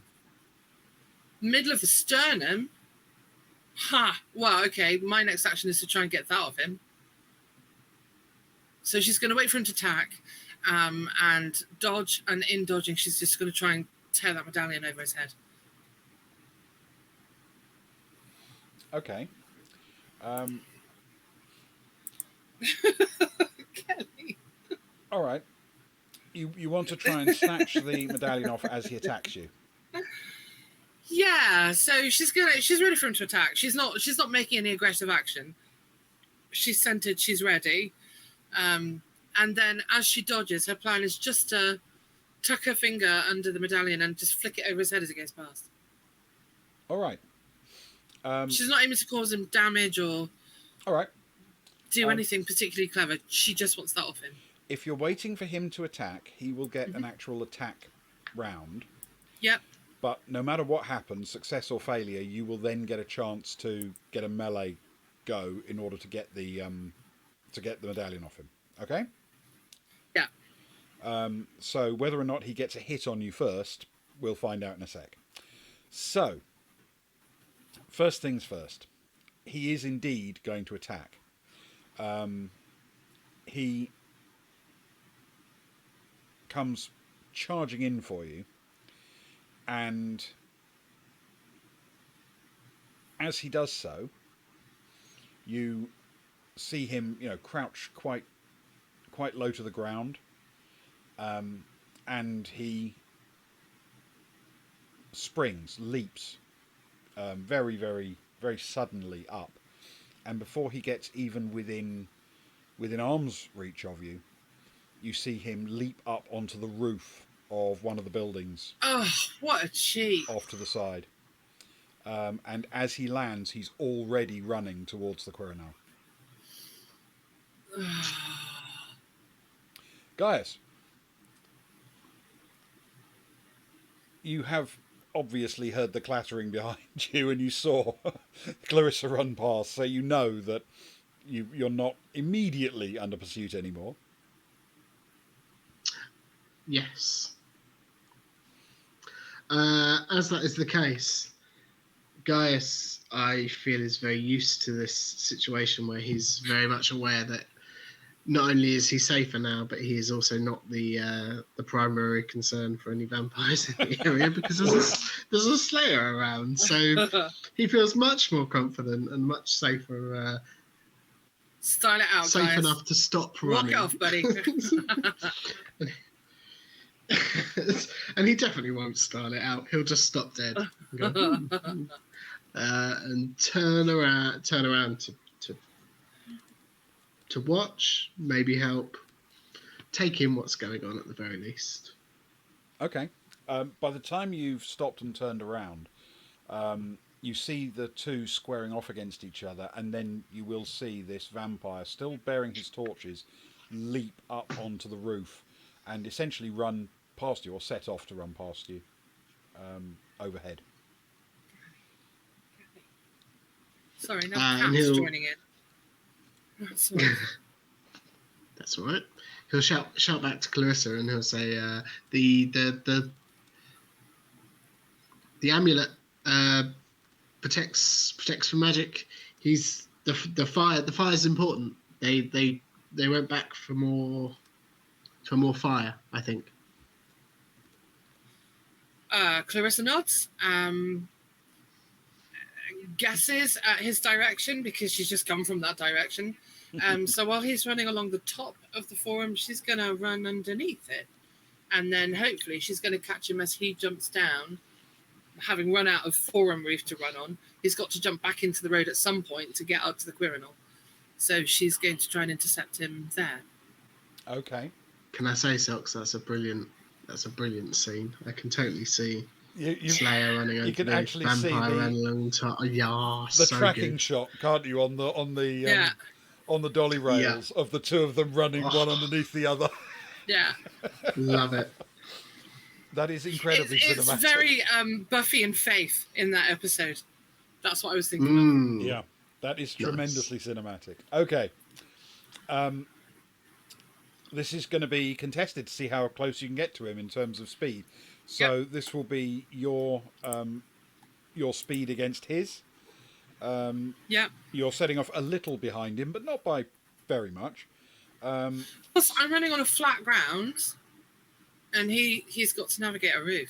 Yeah, he's And essentially jumping. springing from rooftop to rooftop, but bear in mind he is a vampire. He's got outstanding night vision and extraordinary balance. He's not going to be that much hampered by it.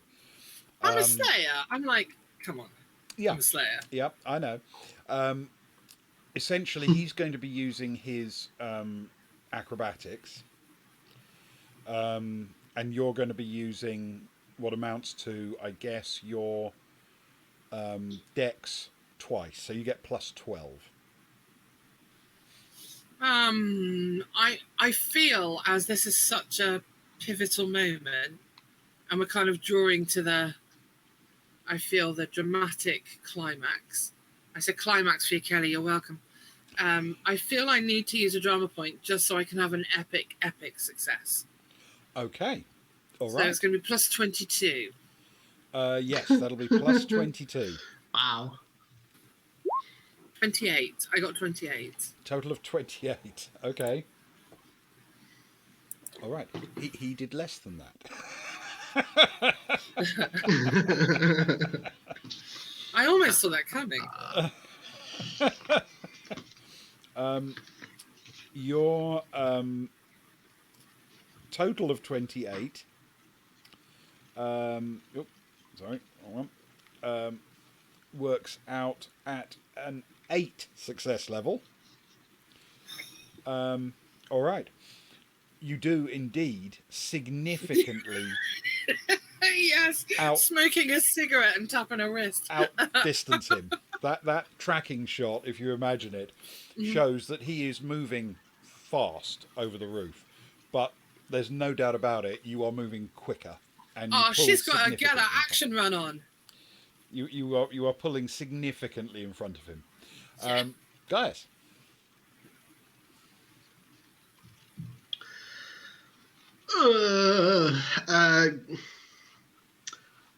Guys sees them take off and realizes that there's no way he'll keep up. Certainly not. He barely managed to outrun a vampire, let alone a Slayer. To be fair, you just outran a supernatural being who's quite a nasty baddie. I think that's good enough. That's good By enough. the skin of his teeth. He will obviously take off after them though, because he doesn't want to separate again after the recent events. Okay. So he'll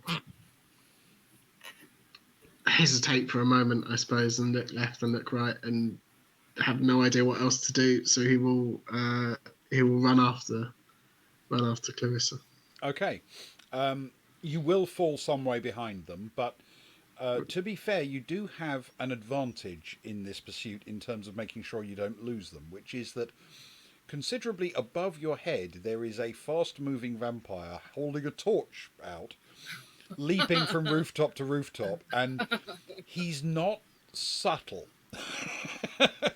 You can see him from quite a long distance away, so while you may be falling behind, you're in no danger whatsoever of losing sight of them, put it that way. So you set off in pursuit. After a relatively long distance, because he can leap big distances, this guy. He can leap across a couple of streets and land on another roof. After a relatively long run across the rooftops, he eventually does leap down into a sort of open area that's quite close to the foot of the Coronel Hill. And if you'd like to be there waiting for him, you most certainly can be, Clarissa. With a snappy rejoinder, of course. Yeah. Yeah, so she's tracking him, and she can see the big... I mean, I'm guessing that he's hit a point where there's not that many buildings to leap to, and at this point, it's just easier for him to leap down into the road and finish the rest of the journey on foot. Exactly. Like, on the road. So in anticipation of this, she sort of positions herself underneath something so she's not immediately obvious as he leaps. And then he has to land wherever he's going to land. He can't change which way he's going. He's not propelled by anything. So she's going to plan to step out as he lands. Okay. All right. And reach for the medallion. Because you are significantly far ahead of him, and because he's obvious, that torch has absolutely given it away. I have no difficulty at all with you being fast enough to get there as he lands. But he will, of course, be jumping down into open space. So while he's actually falling, he will see you step out. Yeah. So you're going for the medallion. And a snappy rejoinder, yes. Of course. Snappy rejoinder almost goes without saying. So, you're both going to have to move, but you're going to have initiative for this because you're doing less physical activity than him in this setup to it. So it's your attack first. It's going to be a melee attack. That's 7 plus your strength, which is 6, so 13 plus your... 13 plus 10. Mm-hmm. Okay. I forgot to type roll. Roll 1d10 plus... I kind of want to take another drama point. How many do I have? I've only got 2 left, right? You've got 4 left, I thought. Oh, God, let's do that then. Drama point it is. Drama point it is. Okay. Plus 23. So it's now down to 3 drama points for you. Yeah. Plus 23. I hit another 28. Okay.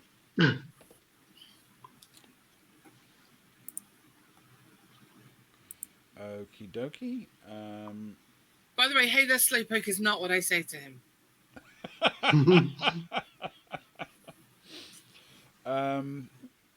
Okay, 28.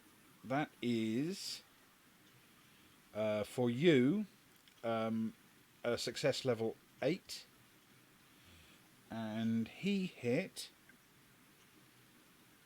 a success level 6. So you reach out and grab the amulet, and as you do, you you use his momentum as he drops to effectively reach up your hand and grab it. So as he falls, he literally falls through the chain, and you are holding it above his head as he lands. And I'll say, hey, what took you so long? That's pretty awesome. And then... Oh, before and then he gets his combat turn. This is a... Oh, okay. Well, I've got the That, and then that's when I take the necklace. What took you so long? Necklace. That's the end. Okay. All right. He gets his attack now. So how big is the wolf head? Is it like the size of a fist? Is it quite small? Is it quite large? it's relatively discreet. About the size of a large coin. And is it heavy? It's unexpectedly heavy. Yes. Excellent. So I can start twirling it over my head like a little bowler. You can. Cool. Okay, that's 8. Okay. That gives him success. His success is 6. Okay. So, can you please roll for me? Yeah. Since you are effectively trying to evade an attack at this point, Yeah. you can have +3 for your fast reaction time. Yeah. And 2 sets of dex, please. So that's a total of +15. 15. Okay. 24. Oh my god, I'm on fire. That's 24 without a drama point. Woo! 24. Nice. That is 7. So you managed to avoid his attempt to grab the amulet back from you, which is what he was actually going to do rather than launch an actual attack. Interesting. So yes, you he tries to grab the amulet back, misses. You manage How to. clumsily does he miss? Does he go careering past me? No, I mean, bear in mind, he achieved success level 6, you achieved success level 7. He missed it by a A millimetre. hair. Okay. Okay, in that case, while he's reaching for that, can I try and stab? Because that's in my right hand. Ironic pointy mister is in my left hand, so I'm going to try and stab him as he's... Yep. While he's not defending himself. Oh, well, he will. This will be the next combat round, so he will... Oh, okay. Yeah. Your combat round, if you like, was grabbing his medallion. His was attempting to grab it back and failing. So Okay. now it's the next turn. So, yes, you can absolutely have a go. But this will be a medieval plus strength, which is a total of +11. Okay. Cool. I don't think this is drama. Maybe this is drama point. I don't know. No, I'm going to just do it. 16. A total of 16. Okay. For that's success level 4. Excellent. What did he get though? You land a hit. This is with your super duper Ironic stake. stick. Your strength is 6. That's 18 plus 4 is 22 points of damage. Whoa. That's life points in the game. So bear in mind, Clarissa has 54 to begin with. You've unleashed a 22-point hit on him, which is a fairly big hit. So she's torn kind of down his side as he's gone past her then. He staggers back a bit, but that's a healthy hit, that one. But how's he looking? Is he looking like he's still in the fight, or is he looking like very he's much down? still in the fight. Yeah. Okay. Yeah, he's got a lot more fight in him. Have I got any idea where Gaius is at this point, or is he still approaching? Gaius will be here probably after this combat round. So Okay. So it will be because you didn't get that far ahead of him. Can she position herself a little bit so she can see Gaius as he approaches? So kind of move around the arena a bit. I don't see why not. Given you've just had an attack roll, I don't see why you shouldn't be able to. No. Okay. I mean, it's only a tiny adjustment. She's not crossing like 10 meters away. She's just literally turning the body. Okay. He's going to throw a punch. Good luck, buddy. Right. That's 4.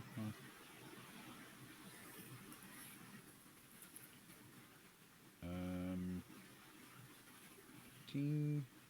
That's success level 5. Ooh. That's a total of 15, the hit that he lands on your life points. Oh, I don't get to defend. That just happens. It just happened. Yeah, it's sequential Ooh, okay. combat. So that's a total of 15. Oh, that knocks me about a bit, I should Clarissa imagine. was on 54. She's now down to 39. Unhappy. That's not gone down well. Nobody gets a hit on her. Come on, it's Clarissa. She winds the medallion around her fist, so it's effectively knuckle dusters now, Okay. and calls it persuasion. That's a little nod to next week, everyone. Yes, it is. And then goes for a 1-2 attack. So she wants to knock him in the jaw as hard as she can from the right. And the notion is she's going to knock his face so he careers leftwards into her stake. Okay. All right, I'm with you. Okay, so you're actually going for what amounts to a punch as the actual attack. And then using his own momentum to drive him onto the stake, which is kind of still lifted from the last attack. All right, then in that case, what I'm going to suggest is that we try to make in order to sort of make that make sense, I'm going to suggest that what you're going to try to do is a melee attack with your strength. So that's plus 13. Okay. But instead of that counting as the actual attack, we're going to use that as the modifier. Whatever success level you hit will be the modifier instead of your medieval mod for the stake attack. Okay? Oh, God. Would I be cheating if I use another drama point here? No, I think it's fair to use a drama point. Okay, because this is like the big punch, really, isn't it? So it's 13, and I'm taking the drama point, so that's plus 23. I do feel like I'm cheating. Plus 23, that's fine. Okay. 32. So a total of 32. Absolutely no need for that drama point. Oh, my goodness. I rolled a 32. Right. That's got to be a record. Plus 32 is 10 success levels. So that means for the stake attack, you're going to get plus 10 instead of the plus 5 you would have had for the stake. So that means you get plus 10 plus 6. So plus 16 for the actual attack. Okay? Roll 1d10 plus 16. So I hit him, and now we're just figuring out how hard. Yeah, you've definitely landed a punch. Wow. Nice roll. I got a 10 plus 16 is 26. 25. 26. Oh, sorry, 26. Okay. So 26 is 8 success levels. This is your strength is 6 times 18 plus 8 is 26 points of damage. 26 life points you've taken off him. It's an absolutely monstrous hit. It's a muffin of a hit inside him. And he does not look happy about it. Is he still going? He's alive. Or undead, I suppose, technically. Yeah. In that moment, the stake doesn't quite haven't into hit his heart. We can say no because I'm coming at him from the side. I haven't attacked him from the front yet. We haven't gone full frontal, Kelly. Wink. So... Yeah, how desperate were you to say that? Oh, I'm being encouraged. I can't help myself. Of course. So far she's had 2 attacks from the side, but I feel now he's going to be stunned and weakened enough that she can get a final coup de grace.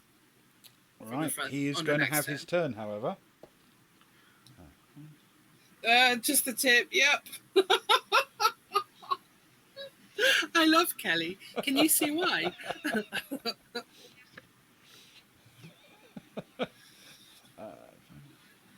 Poor Ewan. I'm sorry, Ewan. It's all right. She I don't said understand what you're with talking about. complete insincerity. Okay. This is a significantly less potent hit, but he still lands a punch on you, Okay. which knocks 10 more of your life points off. Wow, this is pretty brutal. Okay.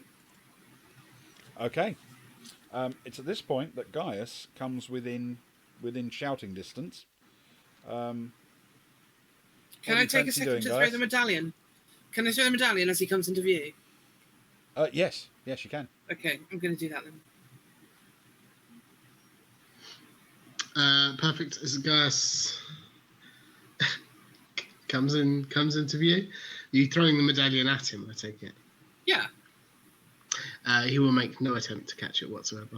And Fuck's sake. as it bounces off of whatever potential part of him it hits with the strength of a slayer.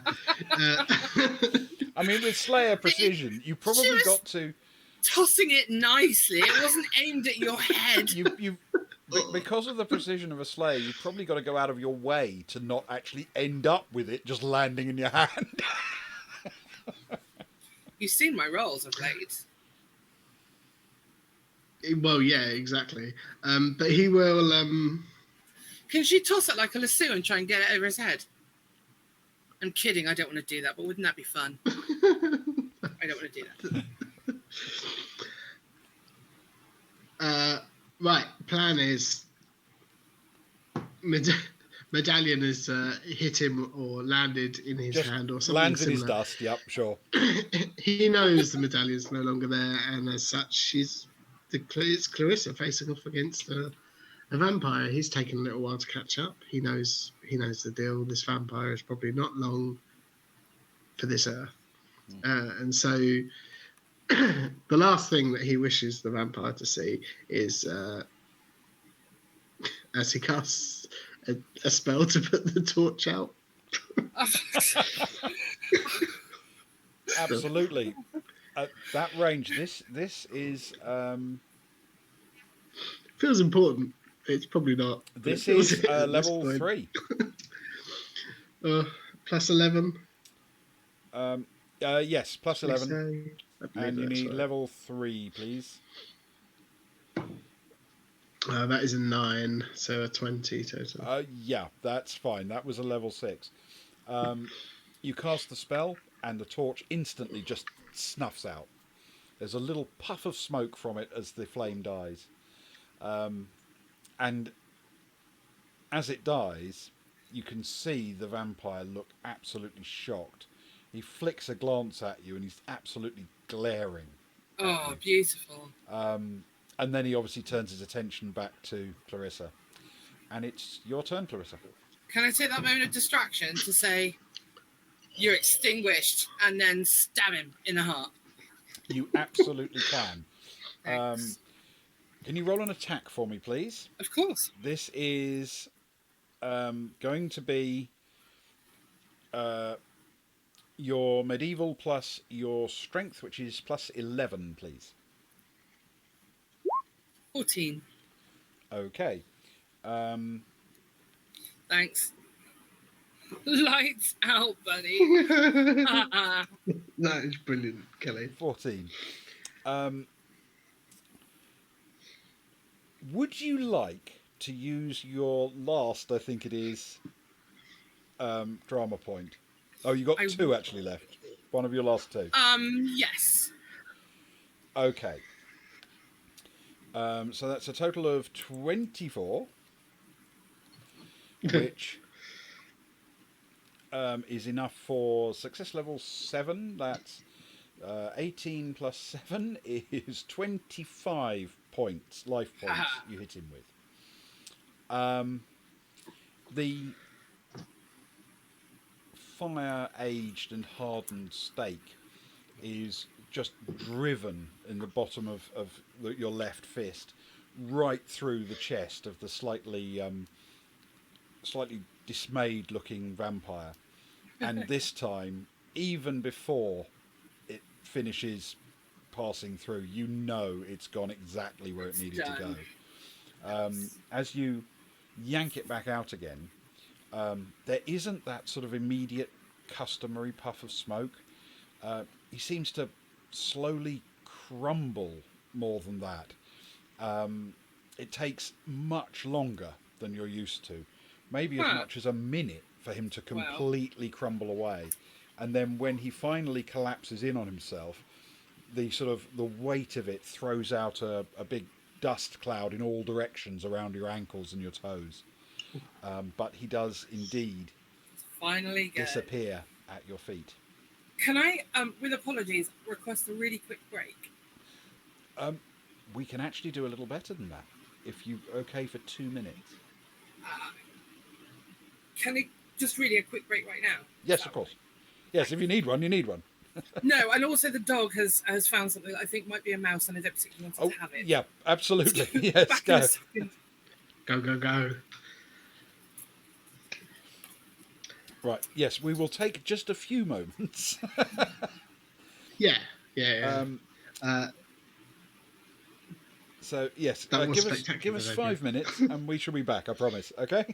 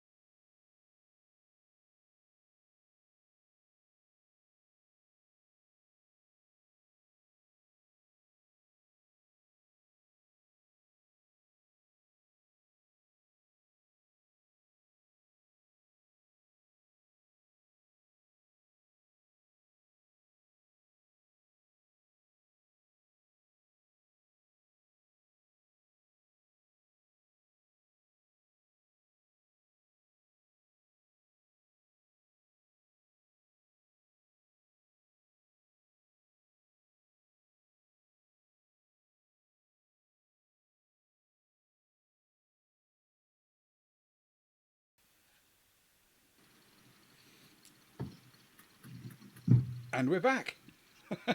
So sorry. I'm so sorry. Do not be sorry. You have nothing to be sorry for.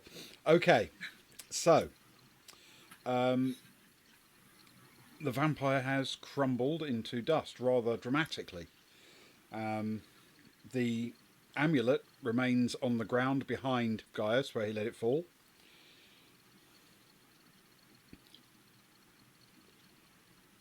Once his spell is cast, he will head to collect it. All right. There is a sense that this battle was important, that it was big, that it mattered. Mm. And over the next few minutes, you start to see vampires appearing out of the entrance to the temple of Romulus on the Quirinal. First one or two, and then more. And as they look down into the city, one by one they start to scatter, running out of the city to the north, to the east, and disappearing out of sight. And for the rest of the evening, you cannot find a single thing to fight or kill. The only thing you blunder into is a young man looking absolutely terrified, who emerges at the end out down the Quirinal slope and staggers down. He looks like he's been quite badly mistreated. He's covered in bruises and he has a split Is lip. he clothed, or does it look like he was about to be some kind of sacrifice? He is clothed in a simple white robe, but he's almost incoherent. Anyone who he sees, he's trying to say, you know, they were going to kill me. They were going to kill me, and he just staggers on past you in towards the forum, disoriented. Well, can we wind back a little bit to the end of the fight that Of course. the cat interrupted? So Clarissa she's been quite badly beaten. She's in a bit of a state. She kind of waves a bit to Gaius and says, "Nice of you to join us." Take your time. But is quite winded and actually looks quite relieved to see him. And she sort of pulls them to the side so they're not in plain view, you know, because that would be foolish. Mm-hmm. And she sort of tries to catch her breath and tidy herself up a bit. So as this fella stumbles past them, I think she's going to try to intercept him. Okay. It's not hard. He's wandering slowly and just staggering down the road. Hey, guys, are you okay? What's your name? It's Marius. Marius. Hi, I'm Clarissa, and I'm a slave at a local ludus, and this is my master Gaius. And we were just going to head home. And do you want to come with us, and we can, you know, find out what happened to you, and maybe get you some help and some food, maybe keep you safe for a while you calm down. Are you okay? Thank you. That would be very kind. It's not far. It's just Gaius. This is Marius. Where are you from, Marius? Rome, the outskirts of Rome. And she's just going to try and, you know, prop him up and keep him chatting to keep him sort of awake and focused. And, you know, just nonsense questions. Are you married? Do you have kids? What do you do for a living? Blah, blah, blah. How old does he look? Is he like youngish or oldish? Or... It's not immediately obvious because he's quite grubby and he's taken a bit of a pounding. But if you were guessing, he's probably about 18. Oh, he's just a kid. Oh. She's a bit helpless now. She's torn between the need to be the slave in public and the need to look after this chap and herself. So she sort of looks to Gaius for a bit of guidance. If she's not hitting it, she doesn't really know what to do with it.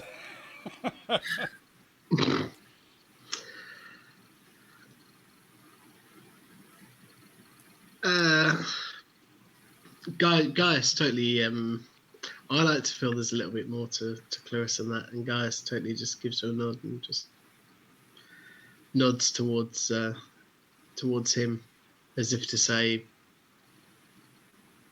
it's late. Yeah.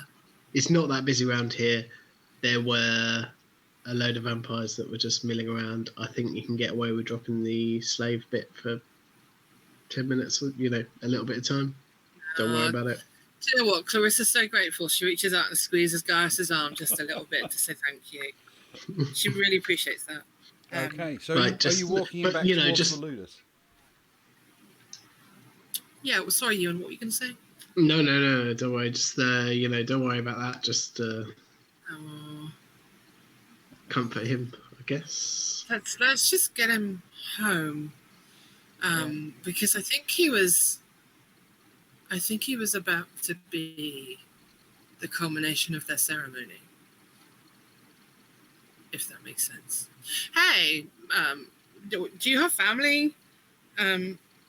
Marcus, do you have parents or brothers and sisters? No, not anymore. I had a. Does he have any jewelry or markings as a slave? Is he marked as a slave at all? No. Okay, so he's a free man. All right. No, you had a sister. What happened to her? She disappeared last year. Around this time of year? Maybe the start of February? Actually, yes. Huh.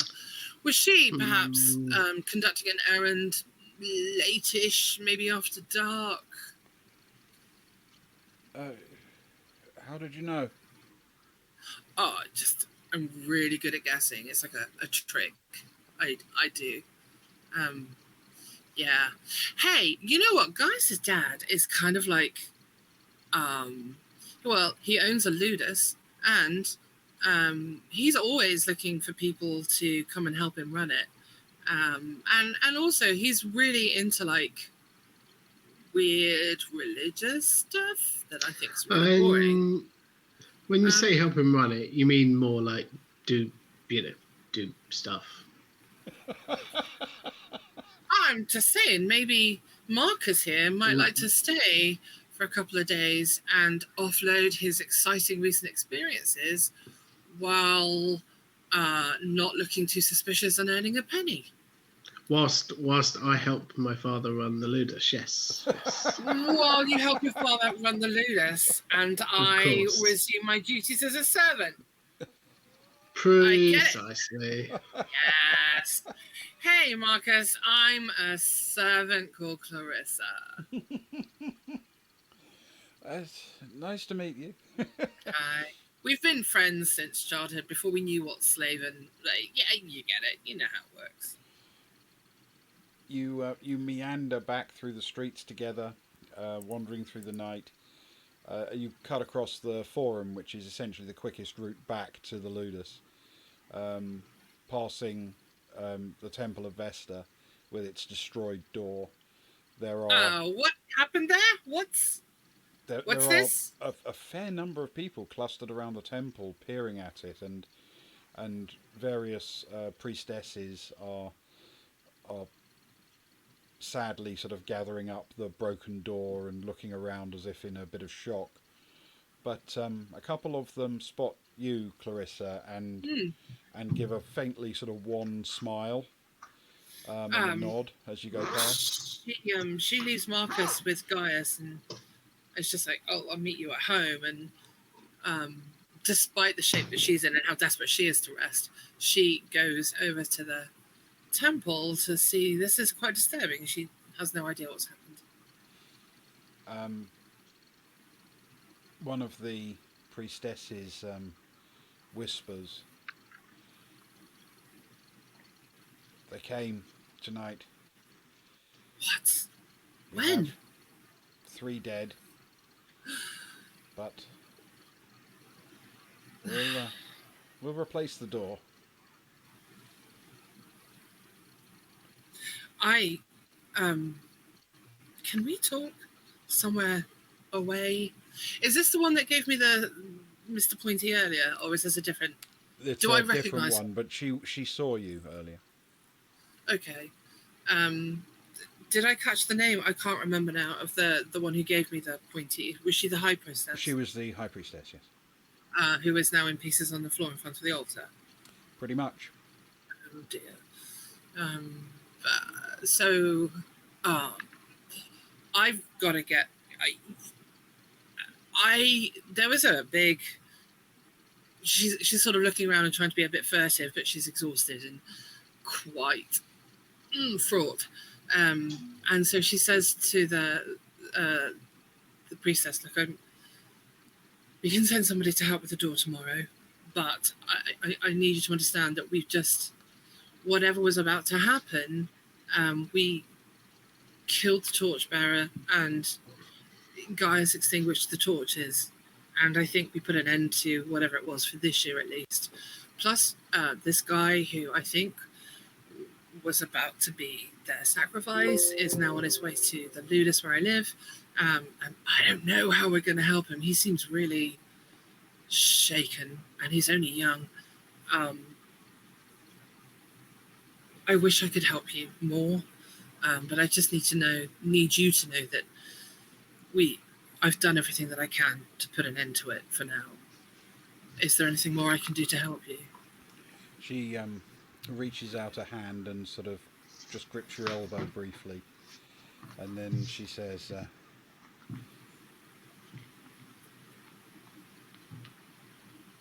"You know where we are.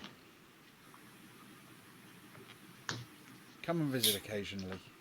When you prepare her for, may I be there when you read the rites? She was.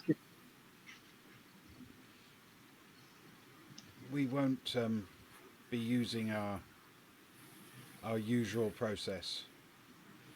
She'll be burnt tonight in the flame. Okay. Clarissa's quite upset about this, really. Doesn't really have any offering to make, except she says to the priestess, "Well, when you commit her body to the flame, can you just tell her thank you from me? Is that okay? Can you do that?" Of course. Thanks. She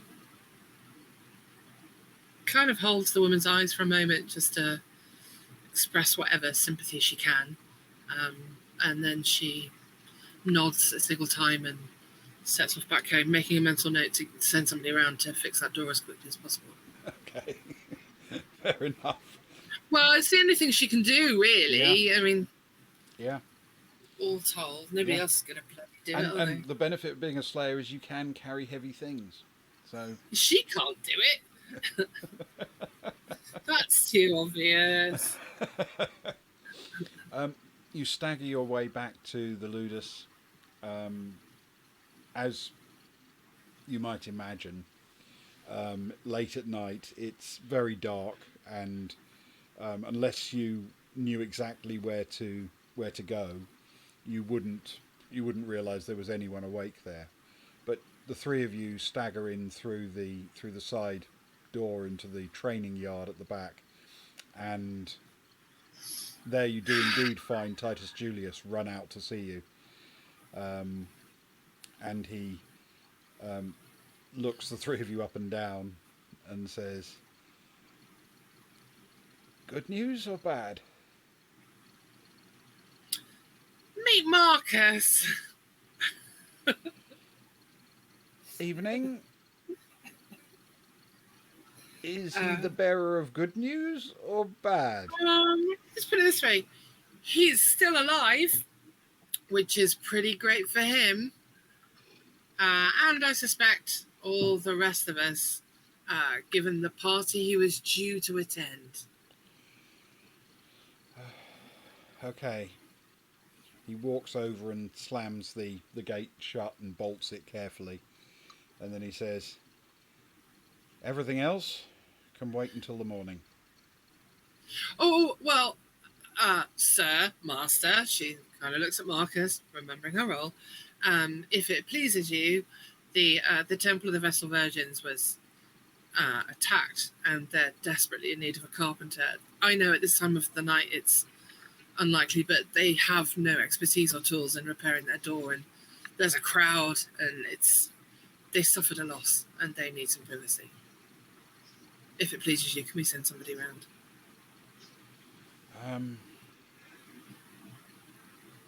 All right. You get to bed. I'll take care of it. Oh, she looks really, really grateful. As you're in the process of separating for the evening, you find a spot for your new friend to curl up and get some sleep and recover. You find that there's a certain amount of bustle as Titus Julius makes his way around and sorts a few things out. He wakes up Dexia, his wife's slave, and tells her to bring some wine and some water and some bread for their guest. And then says when he's comfortable and ready to fall asleep, she should run over the street where there is a chap he knows who did much of the work on the Ludus and still comes in. So he gives instructions to Dexia to wake the man up and make sure that he knows what needs to be done. Nice. You don't see any of this, but you can hear the conversation. It's a large house, but not that large. And but also, he's a settle good in for the man, night. and she trusts that everything's going to be done properly. And Yeah. So the two of you have a moment to say goodnight if you wish before you part. You ran like Hephaestus himself was chasing you. I ran. He was Roman, right? He was Roman. Maybe he wasn't Roman. No, he was Roman. Okay. Are you asking Gaius? No, I mean, I don't know. Because Ewan doesn't know, but Gaius might. I ran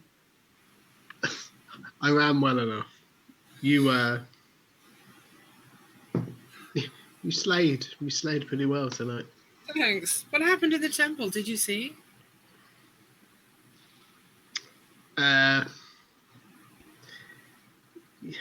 know. Well, I didn't see.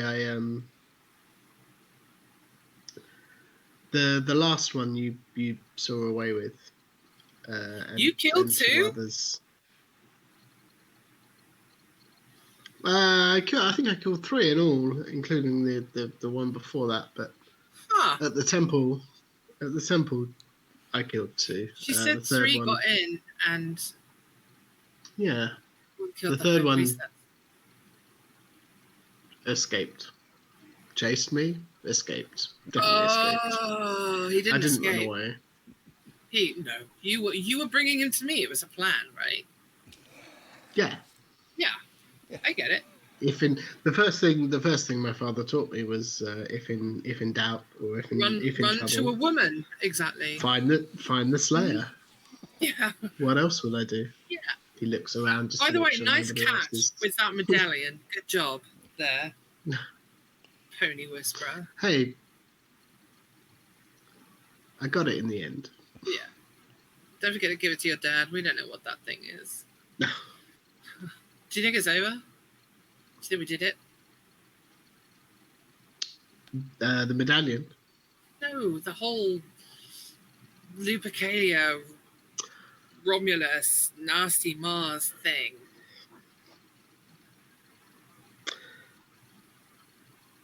I don't know. Huh. Maybe for the year. Maybe if it hasn't happened this year, maybe it's over forever. At least for tonight. Maybe the medallion. Maybe if we've got the medallion, that's the key. Maybe if we destroy that, it's over Maybe. forever. And hey, Tomorrow we hit the books. You have an exciting new friend that you can order about. Yeah, he's gonna help yeah. my dad run the Ludus. Look, he needed. I'm only joking. I'm only joking. Of course. He looked very proud, by the way. My dad. Yeah. When you told him. Well, I gotta tell him what you did. It was good news. Yeah, I mean, I think you just saved all the Vestal priestesses. I mean, one died, but if you hadn't have been there, they would have rampaged through that temple. You saved them all. I didn't mean of me, but thanks. You killed 2 and then brought the other one out. I think that's good enough, isn't it? We should. I'll make it sound more heroic tomorrow. Maybe we should get a thing done on the wall, and we'll get someone to come in and chisel into the stone like some sort of tally. Gaius on one side, Clarissa on the other. My 2's gonna look really good. I thought you said it was 3. Well, yeah, of course. 3. And a pony. Don't forget the ponies. Listen, we'll talk about this tomorrow. Okay. But she winces and smiles at the same time, and she's clearly in a bit of. But I mean, everybody knows that as hard as she gets beaten, she's going to be fine in a few days. She just needs to sleep. Yeah, she heals quick. Yeah. So she kind of play punches Gaius on the shoulder, which is as nice a show of affection as she could possibly give him. It's like a very siblingy kind of. Super strength. Yeah. Oh, stop. Yeah. Take it easy. Her bruises will heal far quicker than that one. For a play punch. The 2 of you separate and go to bed for the night. And in the morning, the city awakes with a lot of rumour on the streets about what on earth happened at the temple and some strange stories about people madly leaping from rooftop to rooftop bearing torches. And of course, everyone's like, did you see that guy from the Ludus kill the vampire? Because nobody's going to admit that Clarissa did anything. And she's fine with that. It helps keep her covered. And it's over the next couple of days that you start to notice a few things. There are rumours about things like debt collectors turning up at the house of Crassus, and then news that his expedition down into the toe of Italy didn't go all that well. Over the next month or so, the news gets worse and worse, and when eventually he returns to Rome, he does so almost as a broken man. It's as if whatever pact he had with dark forces that made him the richest and most powerful man in Rome has come suddenly unstuck. It's a remarkable almost thing. As if his flame of power has been extinguished. It is very much as if that's almost exactly what happened. And that brings to the conclusion the story of Clarissa the Vampire Slayer and her friend Gaius. Solid work. Good slaying. On the one hand, I'm thrilled that I was part of finishing an adventure, which happens so rarely. But on the other hand, I'm really going to miss Clarissa. I think she's been huge fun. And Gaius is just a joy to play with as well. So thank you both so much for this. Oh, thank you. It's been really awesome. It's been great fun. It really has. And I love this rule system. I think it really does provide some epic moments. Definitely. Can we play another adventure bit in a period where the clothes are much better? Yes. I thought you were going to say a period drama. Then I was like, we could. Let's do an Edwardian Buffy. I say, good Lord, there appears to be a hole in your neck. There are, as we've sort of been nuzzling around the edges of, there are at least 2 other eras in which I think a Buffy game would be excellent. So yes, the golden age of piracy. I will have to construct one. So that's a yes. So we have it ready to Do go. you mean the golden when age of there's video piracy? There's a moment to introduce it. Perfect. That's cool. Thank you, Ben. Oh, thanks. And thank you, Socks. Yes, No, Hopefully thank you'll you. come back to thank you both of you, play- and thank you everybody play more in Slayers chat with us. or on VOD, and I hope you had some fun with this story. and could envisage the cinematic nature of the combat and the charging around in the city. Cool. So I what have else to we got say- happening? Oh, sorry, go on.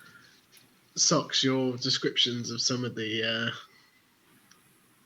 classic shots from Buffy.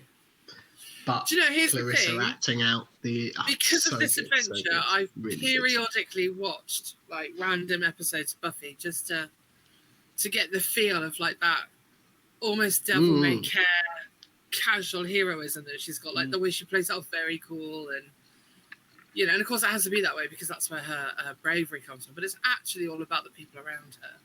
So I've kept my hand in, so to speak, with the Whedon way of presenting things.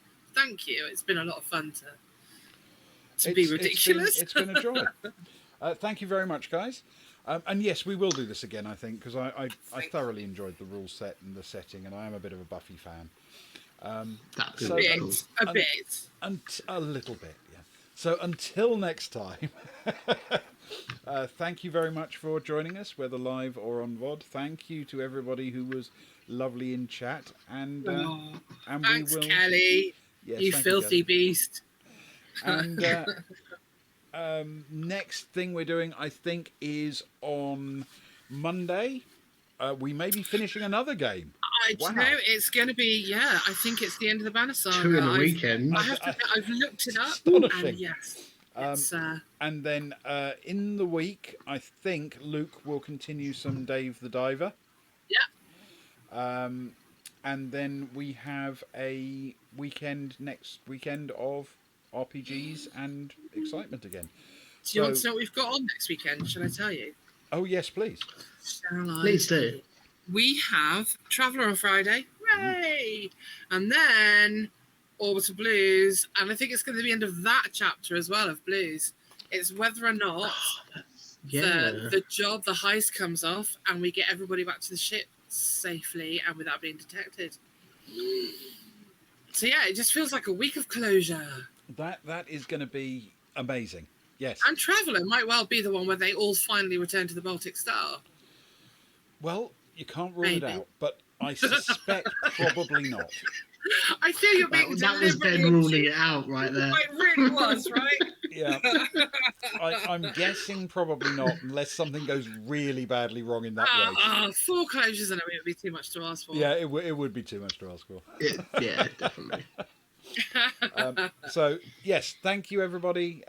Thank you for joining us, and we will catch you next time. Good night. Much love. Thank you. Mwah. Good night, everyone.